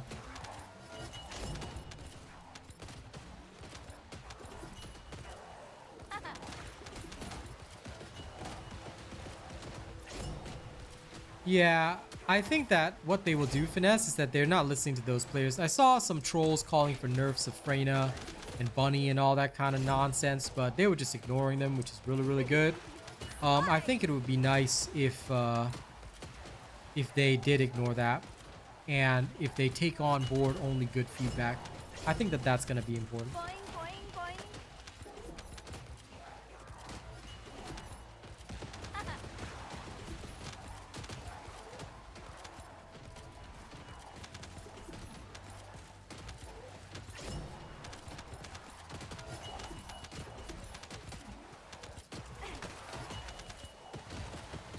No disagreement on that, Lynn. Like I said, that particular skill may just have a very low pick rate. So there might be a couple of folks like Yoho on my horizontal stream who knows how to use it really well, and that's good. But it may result in a rework anyway because players don't know how to use it, so it's not being seen as intuitive and it's not being seen as fun or effective, you know? A lot of folks in other games ask me, why do I look at what randoms do and what randoms use and this and that? I always tell them one thing. It's because the average player and observing how the average player plays is actually quite crucial for many games. If you don't observe what the average player is doing, you know, and they're not able to innovate and create something, then it's not intuitive enough. You know, from that perspective, I firmly believe, and I solemnly swear that it is important for players to recognize that you might be unique. You know, a lot of people forget that they might be the unique one. They might be the special one. They might be somebody absolutely cool. They just don't realize it, you know? So, yeah. I try to, when looking at things, I always say like, okay, I look at how the average player is doing with this. What are they actually doing to get results? How are they getting results? And how is it different from my interpretation? Like, sometimes it's just a build issue, which is fine. You know, that's good. That is actually a very positive thing, but a lot of the times it's actually not. It goes deeper than that. And that's when you start getting into systemic issues or issues with the builds and things like that that just aren't working out. You know, so you just gotta be open-minded about that kind of thing. Hopefully the devs understand and will continue to use statistics in a meaningful way. All right, give me a sec. I'm gonna sort through this.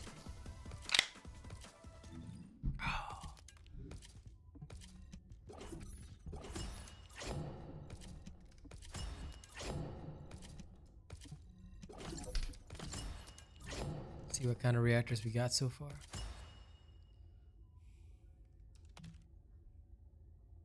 This one has skill, cost, and tech, which we don't need because we're looking at fusion. Dimension, don't need. Toxic, throw out. Useless.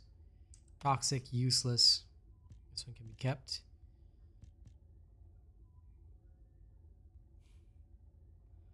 I can kind of keep this one if there's a critical type non-attribute descendant.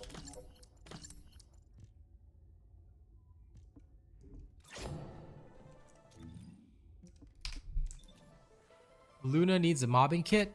I think she sort of has one. I mean, some people still swear by her damage. I've never seen it before, so can't really help you on that. By the way, for those watching on vertical, just do take note that we also stream in horizontal.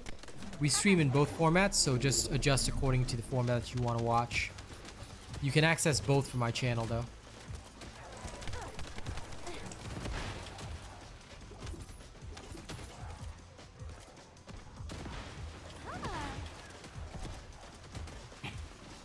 Nothing wrong with having a unique playstyle, Kachi. Like, my builds are made for the average person, but you can always interpret, adjust as needed. Of course, that may result in some efficiency losses or changes, but again, it is up to the individual.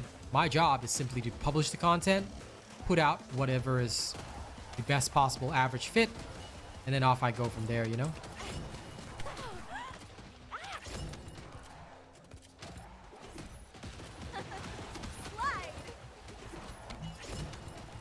There's so many dropped modules here right now that it's crazy. And I think I should probably like reset the field soon. Because if I don't, this thing is gonna just be overdone.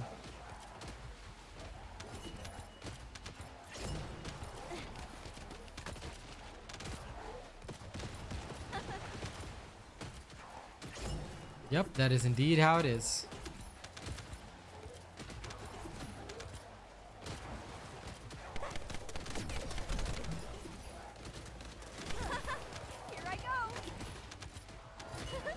As a creator, I'll always bring you guys the absolute best, you know?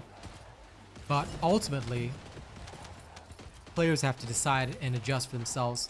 Again, that's why I focus on teaching a man to fish. I don't want to just feed a man a fish, because if I just tell them to copy the build, then all they're going to do is copy the build and not go further. But if they really understand the principles behind the build, they really understand why something was done, how something was done, why it needed to be done in this way, they can make their own or adjust their own, which really helps out, especially with them. Like, because if there's something specific they want to do that I don't do, you know, they can make the change as needed. One very good example is that last night we were playing Overwatch, so I was having a blast playing Overwatch with my friends. It was a good time. But what I will say is that some players play things differently. Some players adjust things differently. Like, I'm very intuitive as a Zenyatta. Like, I understand debuff who, heal who, do this, do that. Like, a lot of things that would threaten a normal Zenyatta do not threaten me. But I am not so intuitive when it comes to several other characters, because I just don't understand how they're played. Like, in my brain, it just doesn't work.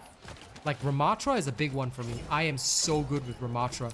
He's not ideal in every single situation, but I'm just so good with him. You know, he speaks to me. I get it. I know how to play him. But for other people, Ramatra is nearly impossible. This is just my Valby farming build, dude. It's on my channel. I can link you. Y'all give me a second. I only ever made one build for Valby, and that's the farming build. That's all it is. It's just for farming. Do not try to use it for Colossus. I haven't genuinely worked on Valby. I'm going to work on her after the rework and see if I can do something there. So I hope that helps. There's the link. All the builds that I use actively are on my channel. So if you see me using something actively, it's probably already on my channel. I like to make it easy for people to find stuff, use stuff, whatever. So if it's a build that I'm actively using, I publish it on my channel. In fact, today, just because so many people wanted it, I'll publish a redo of my ring build for Bunny, specifically for 400%.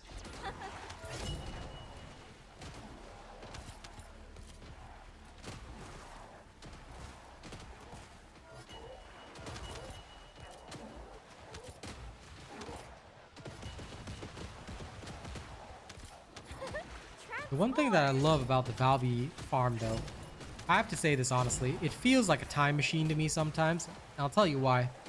Because every time I do this, right, my brain goes numb, so I don't think. I just don't think, and by the time I come to my senses, like, I'm just answering you guys' questions and whatnot, but I'll tell you, once I actually come back to reality, it's like, boom.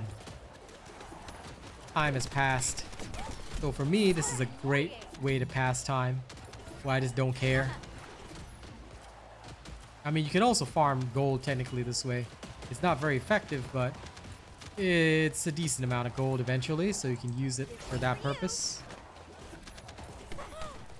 Shields are gone.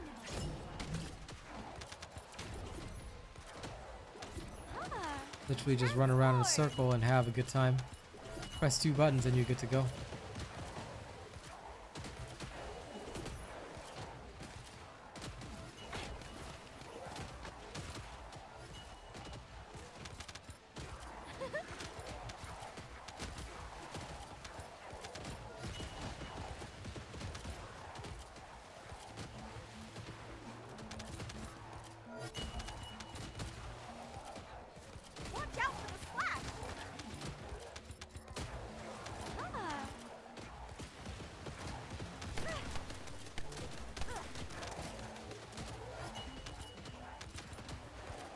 Is my inventory full?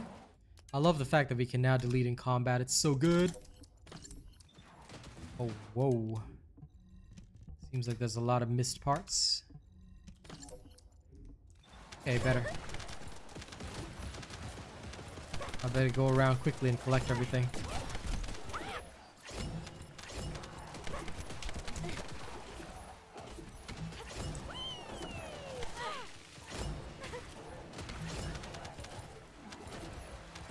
There we go.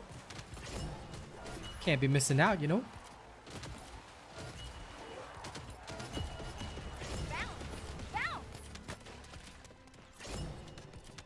Okay, let's head back to town temporarily. Because if we don't head back to town right now, I'll tell you right now, that area is going to be flooded with mods and it's going to be so sad.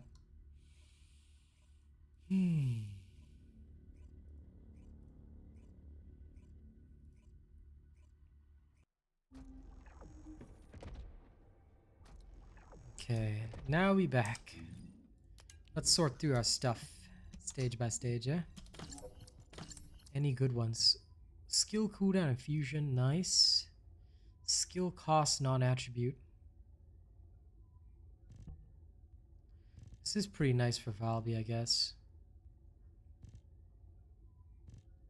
There's a fusion reactor.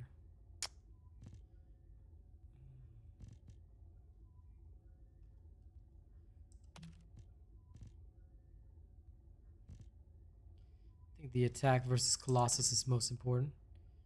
So these two I can put away.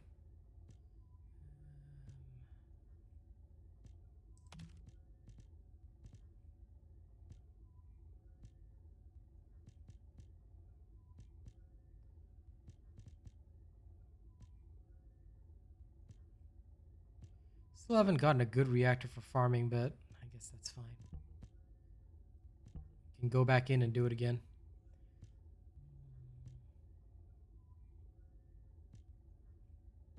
I'm going to store both of these.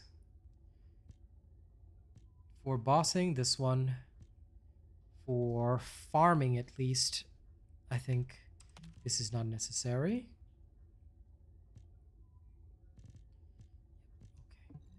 Okay. Those are done. Good.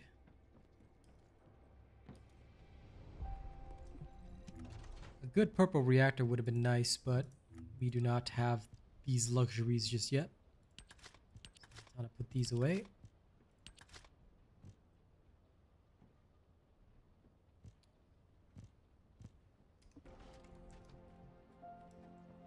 See you later, Kachi. Go get some sleep. No worries. No worries at all on that.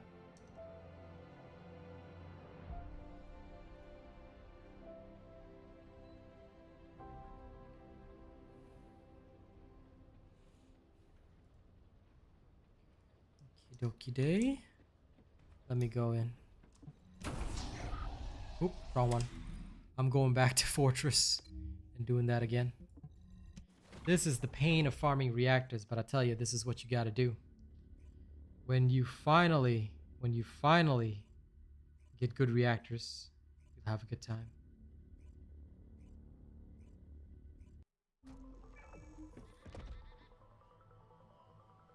Reactors are important.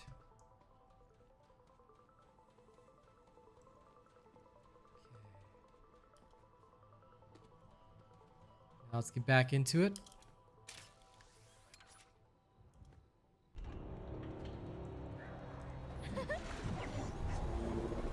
Have you noticed it's so much smoother the first few times I run when the modules aren't all there? So the first time I run this, it'll be hyper smooth. Then as the module drops are just left there over and over and over again, it becomes unsmooth, which is funny to me.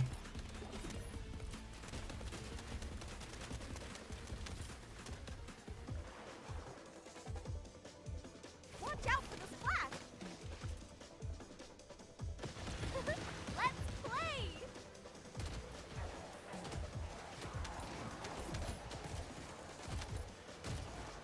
I wonder though, how much gold have I earned so far? Wow, I'm at 65 mil.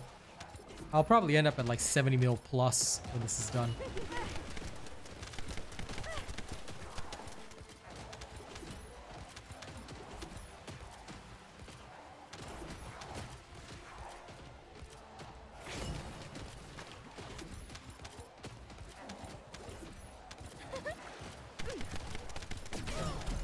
Shields are gone!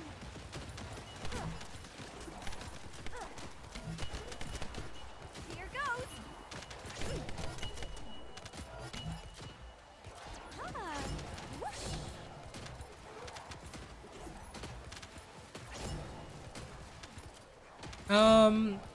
The thing about that, Mr. Lazy, is that I can understand that some players want budget Descendant builds and guides, but I find them ineffective because for the average player, The second you want to start doing harder content, you are already going to need to have more. And when you're doing a budget build, you're really not getting the results you want. And the other problem is that, I hate to say it, but there's a lot of player laziness. What do I mean by player laziness? Sometimes if I give a budget build, right, players will be like, oh, I can just use the budget build and I can be effective in combat. No, you cannot.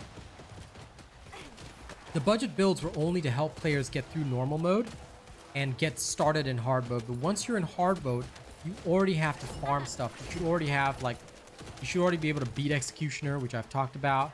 Once you're able to beat Executioner within a reasonable time frame each time, then your job is basically go and beat Executioner, continuously farm him, get your catalysts, get your blueprints, get your energy activators.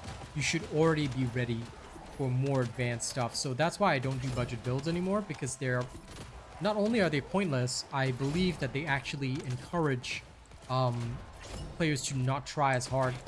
And I saw this when Ultimate Freyna first came out. Everybody was like, budget build for bossing with no catalyst, no energy activator. Yeah, sure, you can do that. But what you're doing is hurting players long term, because you're not actually helping them get what they need done. So that is something that I feel players need to understand.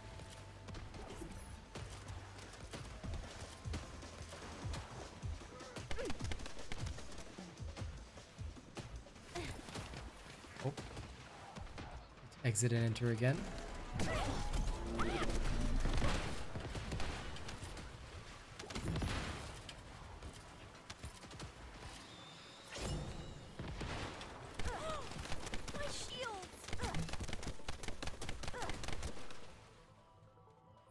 Well, the first 3 weapon mods and Descendant mods, the thing about that is that is already covered.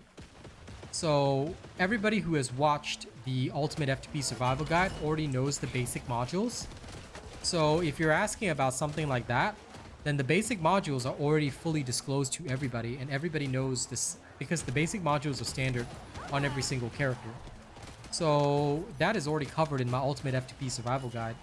So I don't see why they would need anything specific, because quite frankly, for the first few Descendant builds, it is not specific. I've also done several beginner guides already that explain the basic modules used on all Descendants, and everything after that is an option. So again, that's why they don't need the budget builds, because I've already taught people exactly what you need to survive. Now, if you want to go higher than survival, then you got to invest in Descendant. You get what I mean? So all that information is literally already publicly available, and I've created the guides, the YouTube shorts, everything that a player needs to get started and get good at the game. That's why I don't do budget builds, because what's the point of me telling a player, oh, here's the same basic 3 modules that you're going to use, and then here's 1 extra module that may help you out a little bit, but ultimately they're going to have to change that anyway. You get what I mean? So I think from that perspective, I choose not to go like that, because I'm making people watch then 2 videos when I could make them watch 1. I.e., if they already know from the beginner guide what to do on any Descendant, and then they choose to later watch the end-game build video, then they get an even better perspective on what to do, how to go about it, all that kind of stuff. What is the best champ to invest? Hard to be able to do it all. Good boss, fast farm speed. There's no such thing as a Descendant that can do all that. There are 2 types of Descendants, mobbing and bossing. You need to have separate Descendants for both. At first, it may seem like, oh my god, it's going to take a lot of resources, but you'll be drowning in resources really soon. So what I tell everybody is that when you get started with the game, get your Ultimate Bunny first. Make sure you've got Sharon and Enzo. Sharon and Enzo do not require investment, but you're going to need both of them and Ultimate Bunny. Ultimate Bunny is your first early game farmer. She is the farming queen and is still used in many farming activities today. Once you have that, you can start farming other stuff. And then once you start farming other stuff, you'll probably want a bosser. Haley is usually the first one, and because you can beat invasions with Ultimate Bunny, it is very easy to farm Haley. You can in fact get Haley entirely through farming certain infiltration operations, which I already have a video for, and by doing invasions. It's so easy. Then basically you've got the Ultimate Bosser, and you've got the Ultimate Farmer. And then from there on, it's just, you can just pick and choose whatever you want to do. You can farm other farmers, you can farm other bossers, the world's your oyster. Normal bunny is literal garbage.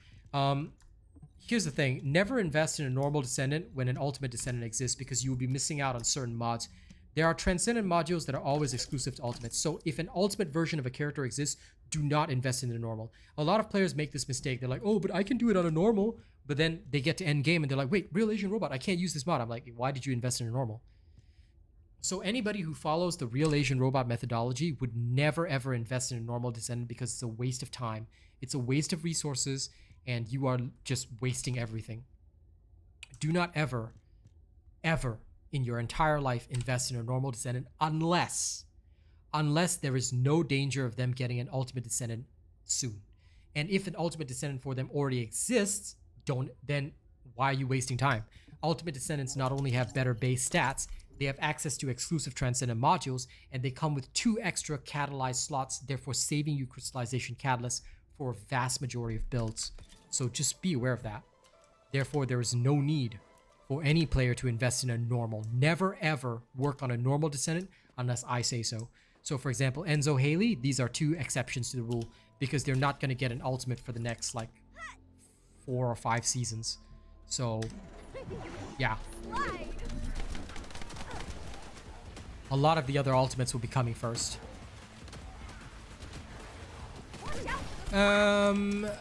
Some people believe that because they say, oh, well, high voltage is one of the exclusive transcendent modules. Isn't the only difference in boss damage? No.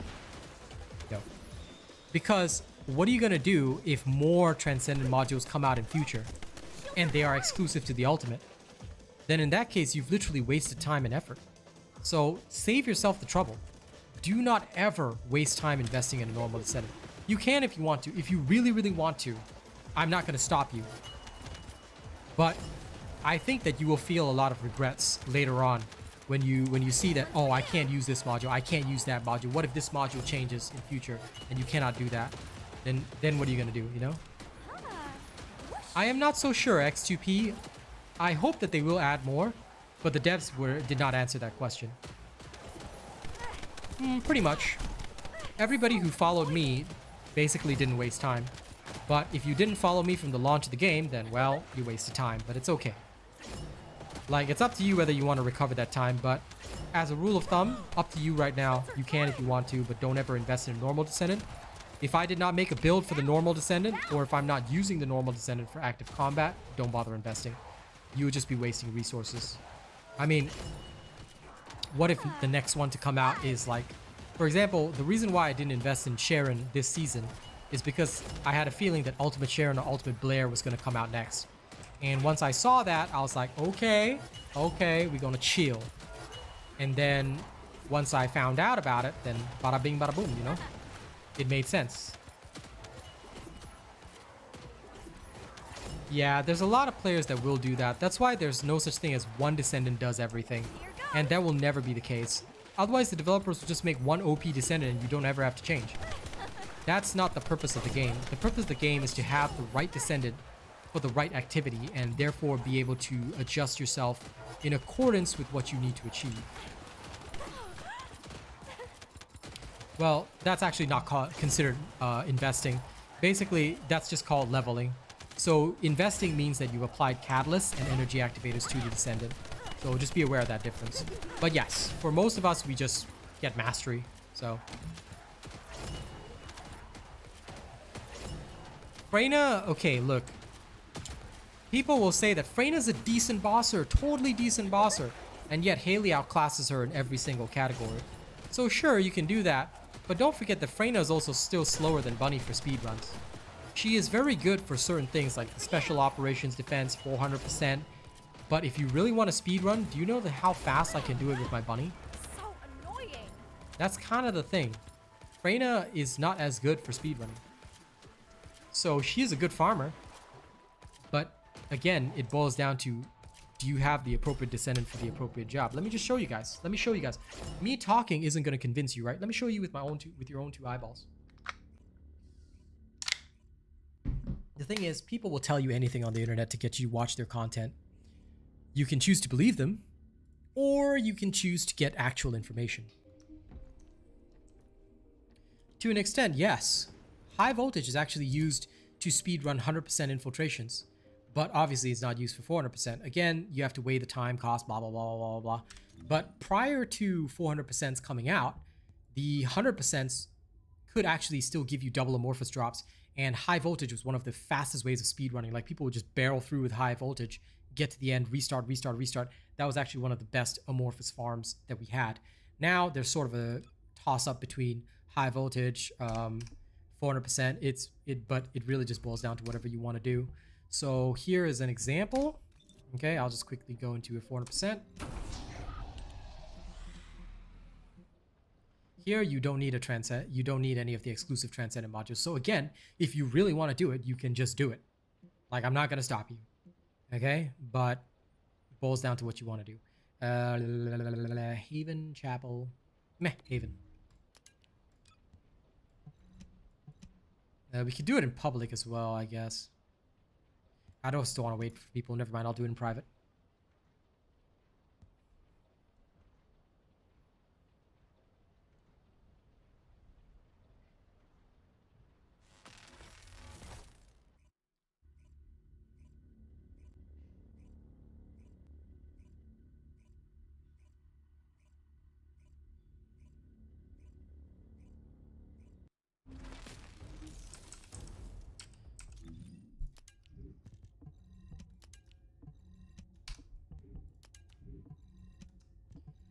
I have a video analyzing that, and I would suggest checking out that video to see the results.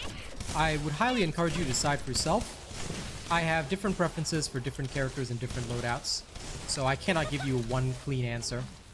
But I have made a video explaining the full comparison between the two, and I would really recommend you check that out, because I explain it thoroughly in there. And I explain all the differences too. Yep, different strokes for different folks. But I highly recommend watching the video so that you understand for yourself.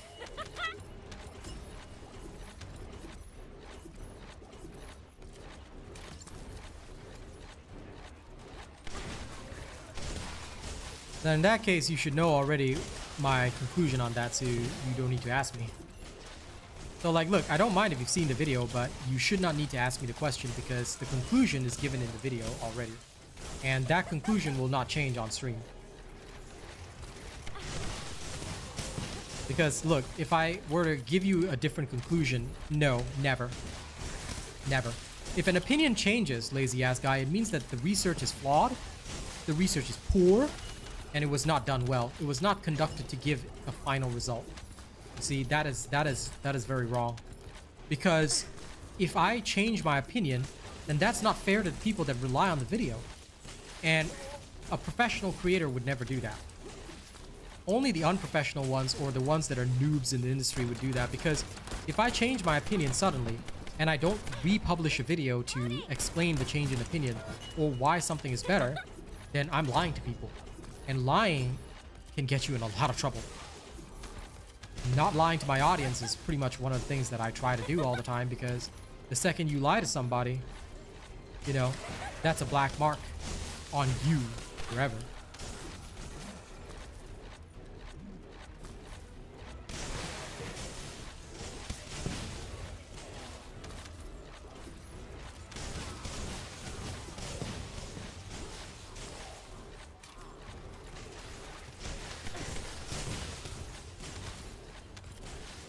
So I try never to change my opinion or adjust my opinion without proper data, and there needs to be a actual test, data set, all that kind of stuff.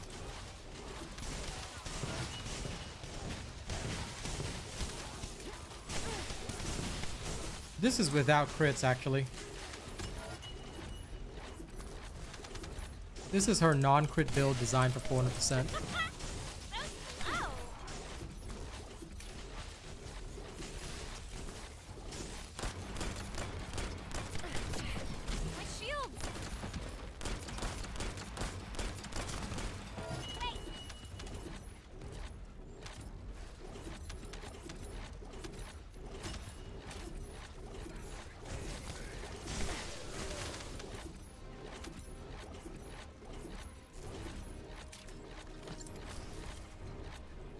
And thank you, Alan. I appreciate that. Welcome to the vertical stream.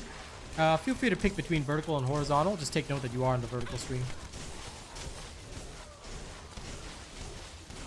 You don't need to invest in any Descendant to farm for an ultimate. At the very least, not Ultimate Bunny, because you can acquire her simply by doing outposts. So for Ultimate Bunny, right, well, pretty much everybody acquires her through outposts, and for that, all you need is a basic Sharon. I have a basic Sharon build on my channel for farming outposts, which everybody should know and have built. Because if you didn't build that, then you're going to have a really, really bad time. Like, honest to God. So that's what I do, and that's what I've taught people.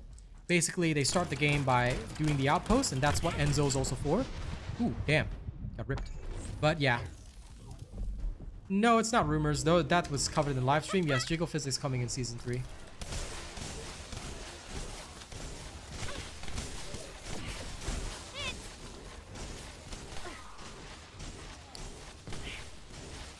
Sharon, I mean, depends on your RNG luck, yeah. But Sharon is extremely necessary, unfortunately, because you need her outpost capabilities to really do anything. And once you get Sharon and Enzo, basically your life gets a lot easier. That's basically the start of your farming life. Okay, this time I'm not gonna die. These guys, now, Freyna will actually excel here compared to Ultimate Bunny, but mostly because Bunny cannot evade certain things with movement speed.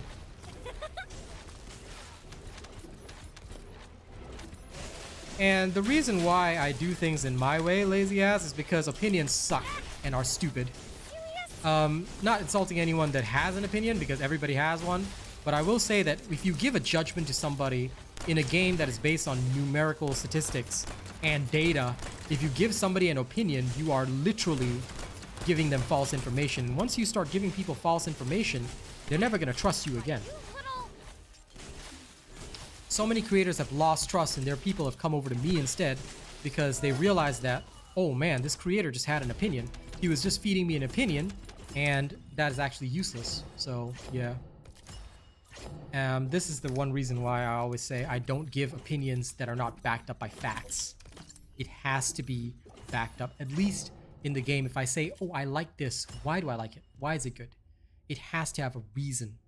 And if I cannot give a reason that satisfies the curiosity of my people, GG.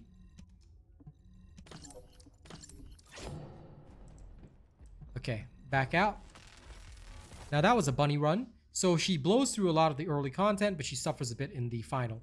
If we were to do the same thing, but with Freyna, you will see that Freyna also mobs, but in a slightly different manner. So this is just to give you guys a little comparison. What you got to understand is that at the end of the day, how you choose to do certain things depends on you and your playstyle. There's no such thing as one solution for everything, and nothing in the world will ever work that way, because there is no one solution for everything. There are always multiple solutions to the same problem, and also you have to pick and choose your poison, so to speak. So same thing, but now with Freyna.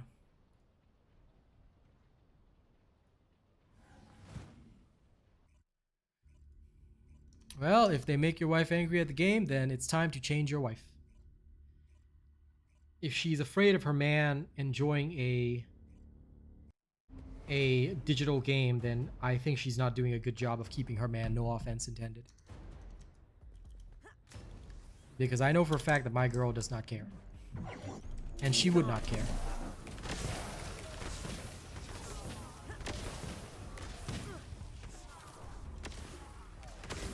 Yeah, nothing wrong with that, Sanchez. There's nothing wrong with playing your way. Look, what I'll say is that my judgments are based on efficiency, but it's not like there's only one way to do things, you know? If you want to invest in a normal Descendant, then go for it. Nobody's stopping you, and nobody's going to stop you. But you will hit certain walls, and you will hit certain problems. For example, a normal Freyna cannot take advantage of Venom Injection. You know that. Venom Injection is quite crucial for reaching the higher heights of boss damage, especially when you want to get to Deathstalker level, things like that, because you have to sacrifice certain modules for survivability. So all of this, at the end of the day, is why you got to be careful about what you invest in. There's nothing wrong with investing. Just know that sometimes, and I feel sad because sometimes players will feel frustrated about this because like, oh man, if only I knew beforehand. So I always try to encourage players to understand the system and why you should do certain things properly in the appropriate way. At the end of the day, what you actually do in real life is your choice. But my job is just to tell you the most efficient path. Feel the pain. No problem, Sanchez. I'm glad that my videos help. And that now you understand what it's all about. So that I'm satisfied with. Because my job at the end of the day, like I said, is to just deliver information. Once I can deliver the information effectively, then I'm happy. Well, pretty much, yeah. Nobody really ever unlocks normal champions. It's a waste of time. They just do it for the mastery and then don't really invest in them. Some people still did in the past, but that's because they didn't want to get the ultimates. But nowadays, like, once you really reach end game and you've got your farmers and everything, you don't have to sweat about that. So nobody really invests.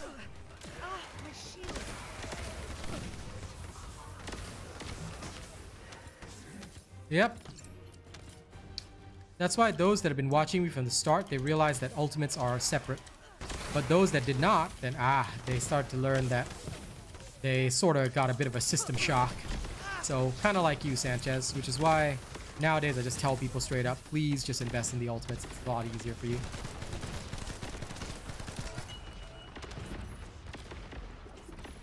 If she's angry in a funny way, then that's good. Otherwise, I tell you, change your wife. You have to adjust and change your wife, okay? Swap her like you swap modules. To your death. But yeah, no, I think most ladies are not going to be mad at jiggle physics in the game. Unless they've got a major inferiority complex. And if they sweating about digital stuff, then yo, they gotta up their confidence, or maybe they need to work on themselves. Like, again, no offense intended, that's just the way I see it. Because I know that the women that I've talked to would never have a problem with this kind of thing. Ever.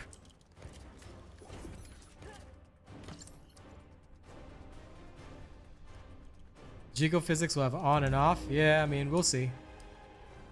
See you later. Even if they do, like, for me, like, it's just gonna be a nice thing. It's not really a it must happen. Now, see, when we get to the boss room, right, we are slightly slower than Bunny, but this is where she will shine, you know? You can just absolutely wipe out your targets real fast. Be gone. My shield. But the downside is, unlike Bunny, you have to either wait for cooldowns if you're going down that way, or you have to take them down with guns, in which case bring in Enduring Legacy, and life will be smooth. With Ultimate Freyna, what I used to do is I just absolutely wipe them with Enduring Legacy and just do that. So it's your like I said, it's your poison. You have to pick your poison. Either you like one way or you know, like the other. I find that Freyna does way better here, but Ultimate Bunny does way better for the speed run. So with a little bit of smart adjustment, you can get through it. But Ultimate Freyna also has the other issue, and I hate Kaldir for this. You cannot actually kill him or hurt him with your skills, which is glonky.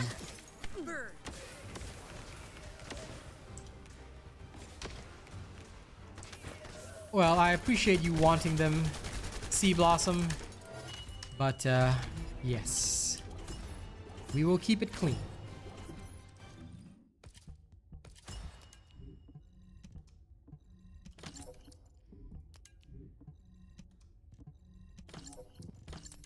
That's how RNG goes, Jay Sanchez. Well, I've heard about the auto dismantling with coming in season 2 together with the Doggerino, so that'll be pretty cool. So hopefully you won't have to worry about that. Okay, back to town. Which character do I have the most fun with, Alan? I don't particularly think of the characters that way.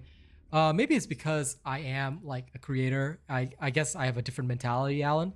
So I'm answering a question on the vertical stream. Basically, I tend to only think in terms of efficiency. So that's why I don't actually have a favorite character.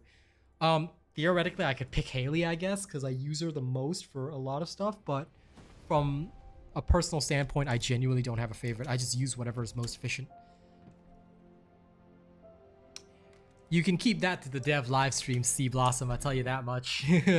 Here, unfortunately, I gotta keep to my rules, you know? And again, this is so strange, like, because I saw everybody talking about geophysics on their stream, but yet they have a policy that we have to run a clean stream, like, bruh. I kind of feel a little bit upset about that, but I'm just gonna obey my contract, whatever. I'm not gonna think too hard. I could think too hard, but I don't want to.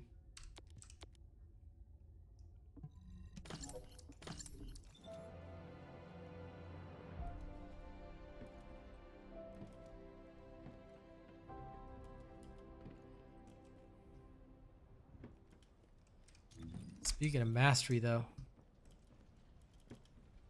I need to up my last dagger. Weapon larval transmission. Where's the new last dagger that nobody cares about? Get leveled!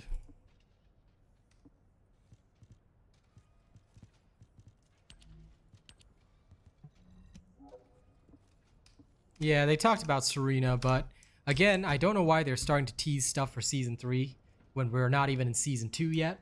So that one shocked me a little bit, but I'm like, okay, I guess if people want to know, you know, people want to know. If they know, they know.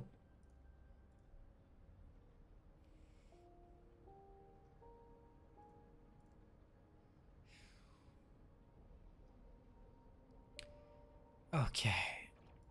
What to do for the last 15 minutes of stream? I guess I'll just speed farm a little bit. Because why not?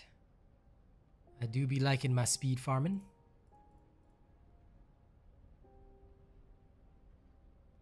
Just give me a second to check something though.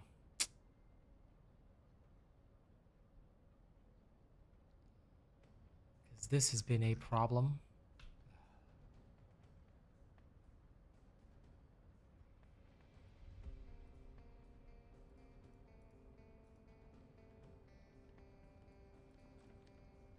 Don't tell me I have to go through the whole damn list. This is a pain.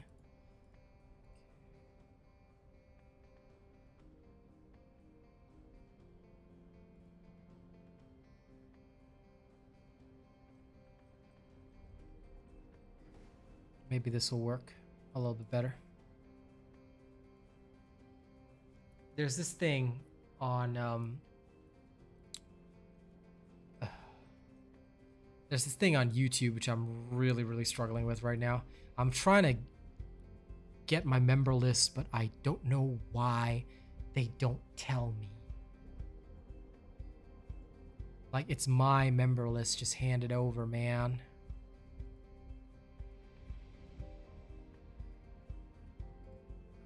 YouTube, why are you like this?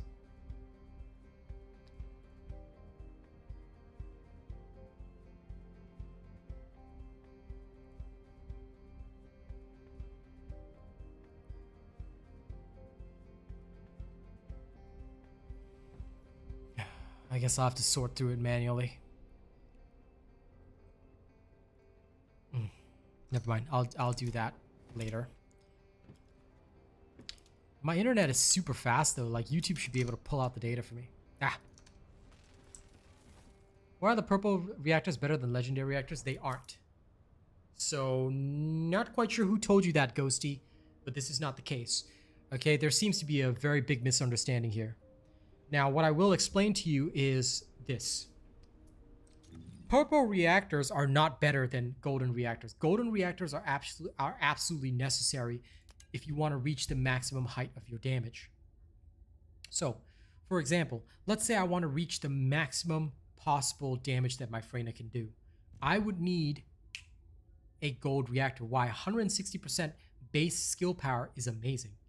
The purple reactor is used only if you do not have the specific mounting that you want, or if you're in a situation whereby you can't get either the appropriate mounting, or maybe you are leveling up different weapons, therefore different weapons will be on your you have different weapons in your hands. That's when the gold reactor is not effective, because don't forget, the condition for the gold reactor is mounting.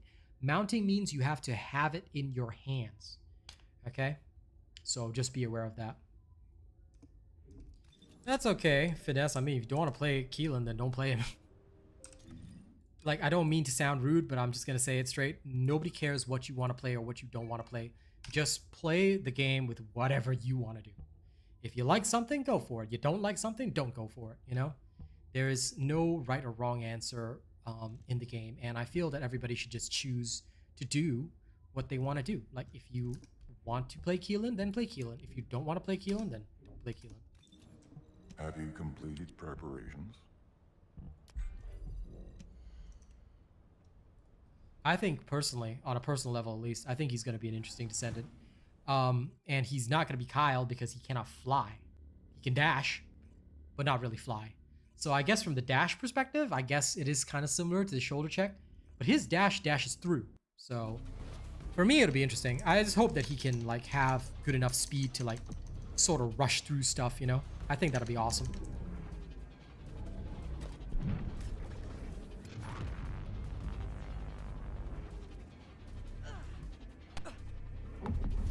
No problem, Ghosty. And I want you to watch my reactor video again, because it seems that you might have misinterpreted what I have said, or somebody has told you the incorrect information, which I hope would not be the case. So please do double check that video, just in case, alright? So you can get a full understanding for yourself. Now this, ladies and gents, is the alternative means of farming reactors. If you don't have a reactor that might drop for you this week, you can do this.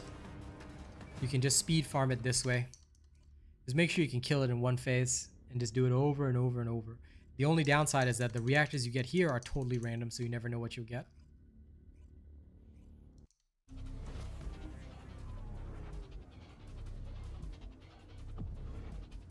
The right texture is always missing for a second. I don't know why. Poor Freyna's fishnets.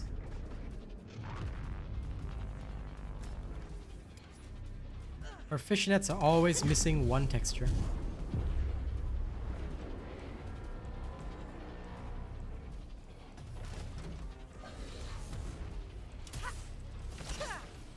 Melt away.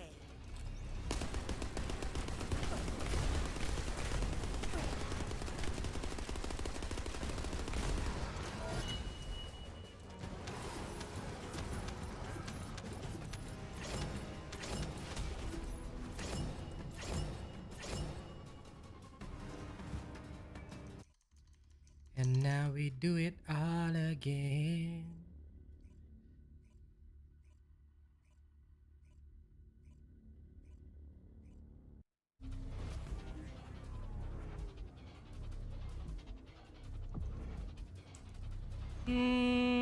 Yes and no.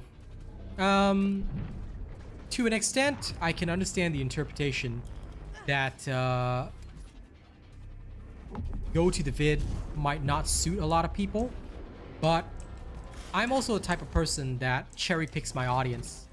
So, well, this build is just available for everybody, so you can just use it, Leon, if you want. But I cherry pick my audience, so I'm not so desperate for viewership because I make enough money from the viewership that I have right now. So I'm not so desperate for viewership that, like, if somebody wants only simple answers, they're not going to be a viewer that's invested in my channel anyway. They're going to be the type of person that would literally come here, ask a question, and then they'll just bugger off. They're not going to stay for the stream because they already don't have the attention span to even pay attention to a video. They don't have the attention span to be invested in my live stream for long periods. And how we make money as YouTubers is the watch time. So if people are only watching my stream for 5 minutes just to get a quick answer and they go, I don't want them anyway because they're not going to help. You know, if I wanted to be paid by views, I'd go to TikTok. So at the end of the day, I feel that it may sometimes hurt the live stream experience for some people, but I don't really care about them as audience members. Yeah. So it's okay. Like for me, I'd rather people spend time watching the videos or things like that. I don't really worry about whether they want a short answer, long answer, because what's more important to me is giving them the proper answer. And those that enjoy my style, I think they will stick for the long term. And for me, I want to cultivate long-term viewership rather than focus on a short-term experience where I just give quick answers, then everybody is happy, but at the same time, people don't get the full information, or they get some offhand information that doesn't really help them, and later on it may hurt their eventual game experience. I think that customer focused mentality and the fact that I am focused on the player's experience will eventually make me a better creator, and more valuable to them in the long run. But of course, there will be a bunch of people, like, it does hurt some of them, and short term it does make me less popular than a lot of other streamers out there, and for me that's okay. Hey Adam, sorry I greeted you earlier, but just so you know, if you're watching the vertical version, you can also watch the horizontal version. Take note that I stream both versions now, so if you don't like the verticals, you can absolutely tune into the horizontal side. Both are available on YouTube. You can access either from my channel.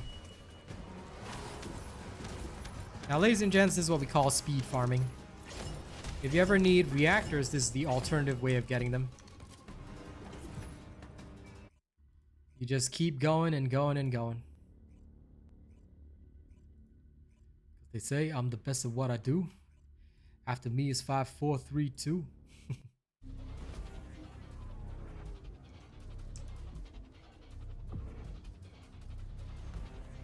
My day is going really well.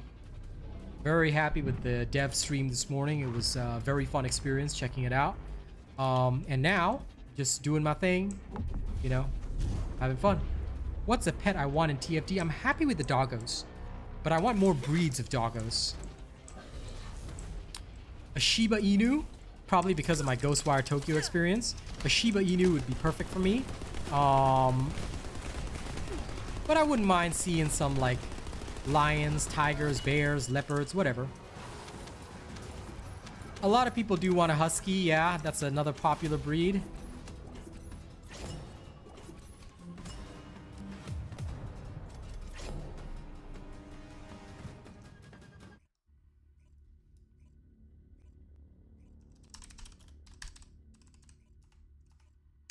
Let me see.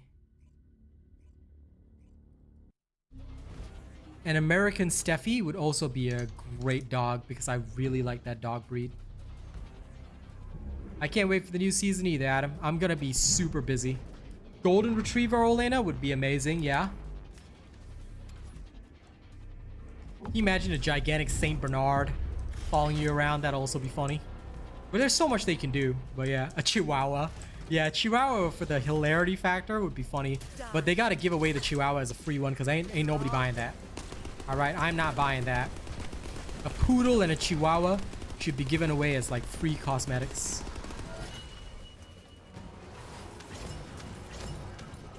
Pitbull, yeah, sure.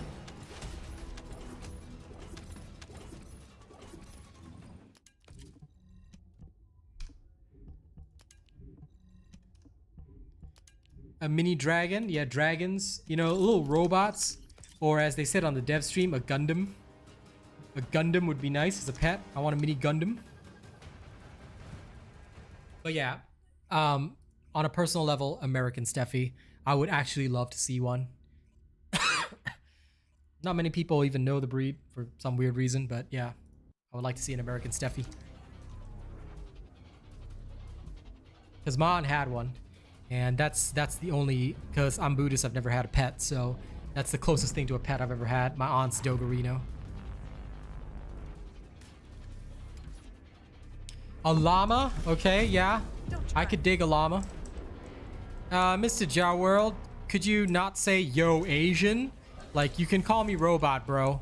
If you say yo Asian, calling me by my race is a little uncool and doesn't sound very good in a public space. So could I get you to call me robot instead? Like, brother, we in a public space here. Have some manners. Would you go up to the streets, all right? You see somebody right there in the streets, and you just say in front of everybody, yo Asian, what's up? Like, how does that sound? I think we would be a little bit, you know, let's have some manners. Okay, just call me robot. Everybody does. Yeah, a llama spitting in your opponent's face would be amazing. Spider monkey in TFD? I know you didn't mean it that way, bro. I'm just saying, like, brother, you gotta be careful, you know?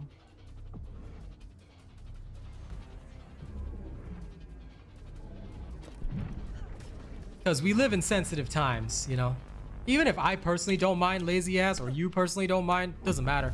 We live in sensitive times. People get offended on other people's behalf. So either way, I feel that it's best to just keep control. I mean, we don't want this turning into the live stream chat where everybody was like, all like, romance descendant, romance guide, romance descendant, romance guide. I'm like, yeah, let's not turn this into that. You know, I want my chat to be a nice place where we can keep to the rules. I think it's better to run my chat that way anyway.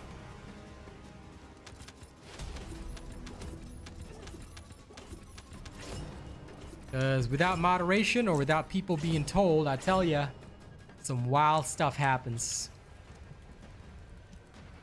And I don't like the wild stuff. I don't want to have to pay a moderator. I don't make enough money to pay a moderator. I make enough money to pay myself right now.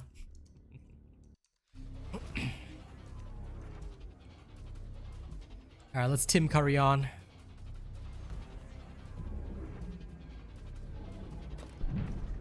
One more time and then I'll end my stream here for today. Now it is Sunday, so there's no evening stream, but we'll be back tomorrow. I'm gonna do some Dark Tide in the morning and then I'll do some other stuff in the evening. You dare mess with me? What happened? I don't understand your question as to what happened. It's time to end stream because it's 3:30. I gotta go eat lunch. I'm gonna eat my food because I'm hungry as heck. And I'm gonna do some videos for you guys. Gonna work on some stuff. Yeah, it's gonna be fun times. Hello, Hidoi. And also goodbye because this is the end of stream. But don't worry, we'll be back tomorrow. Thank you everybody for tuning into my morning stream. I hope you had a good time. If you haven't watched the devs Q&A session in their live stream, you definitely should check that out as well. Nothing much cooking. I was just farming reactors, honest to God. That was pretty much all I was doing. That is about it. Thank you for joining me today. All right, I'll see you guys tomorrow. Evening will be TFD. Morning will be the first Descendant. Evening will be the first Descendant. Morning will be Dark Tide, as I always do. And I thank you all for your presence, guys. You guys have been a wonderful audience. I'll catch you on the next one, okay? Don't do anything weird while I'm gone, okay? I'm gonna hold you to that promise. See y'all on the next one. Y'all have a good day. I'm gonna go eat. I am starving, all right? Get some rest, everybody. See you guys.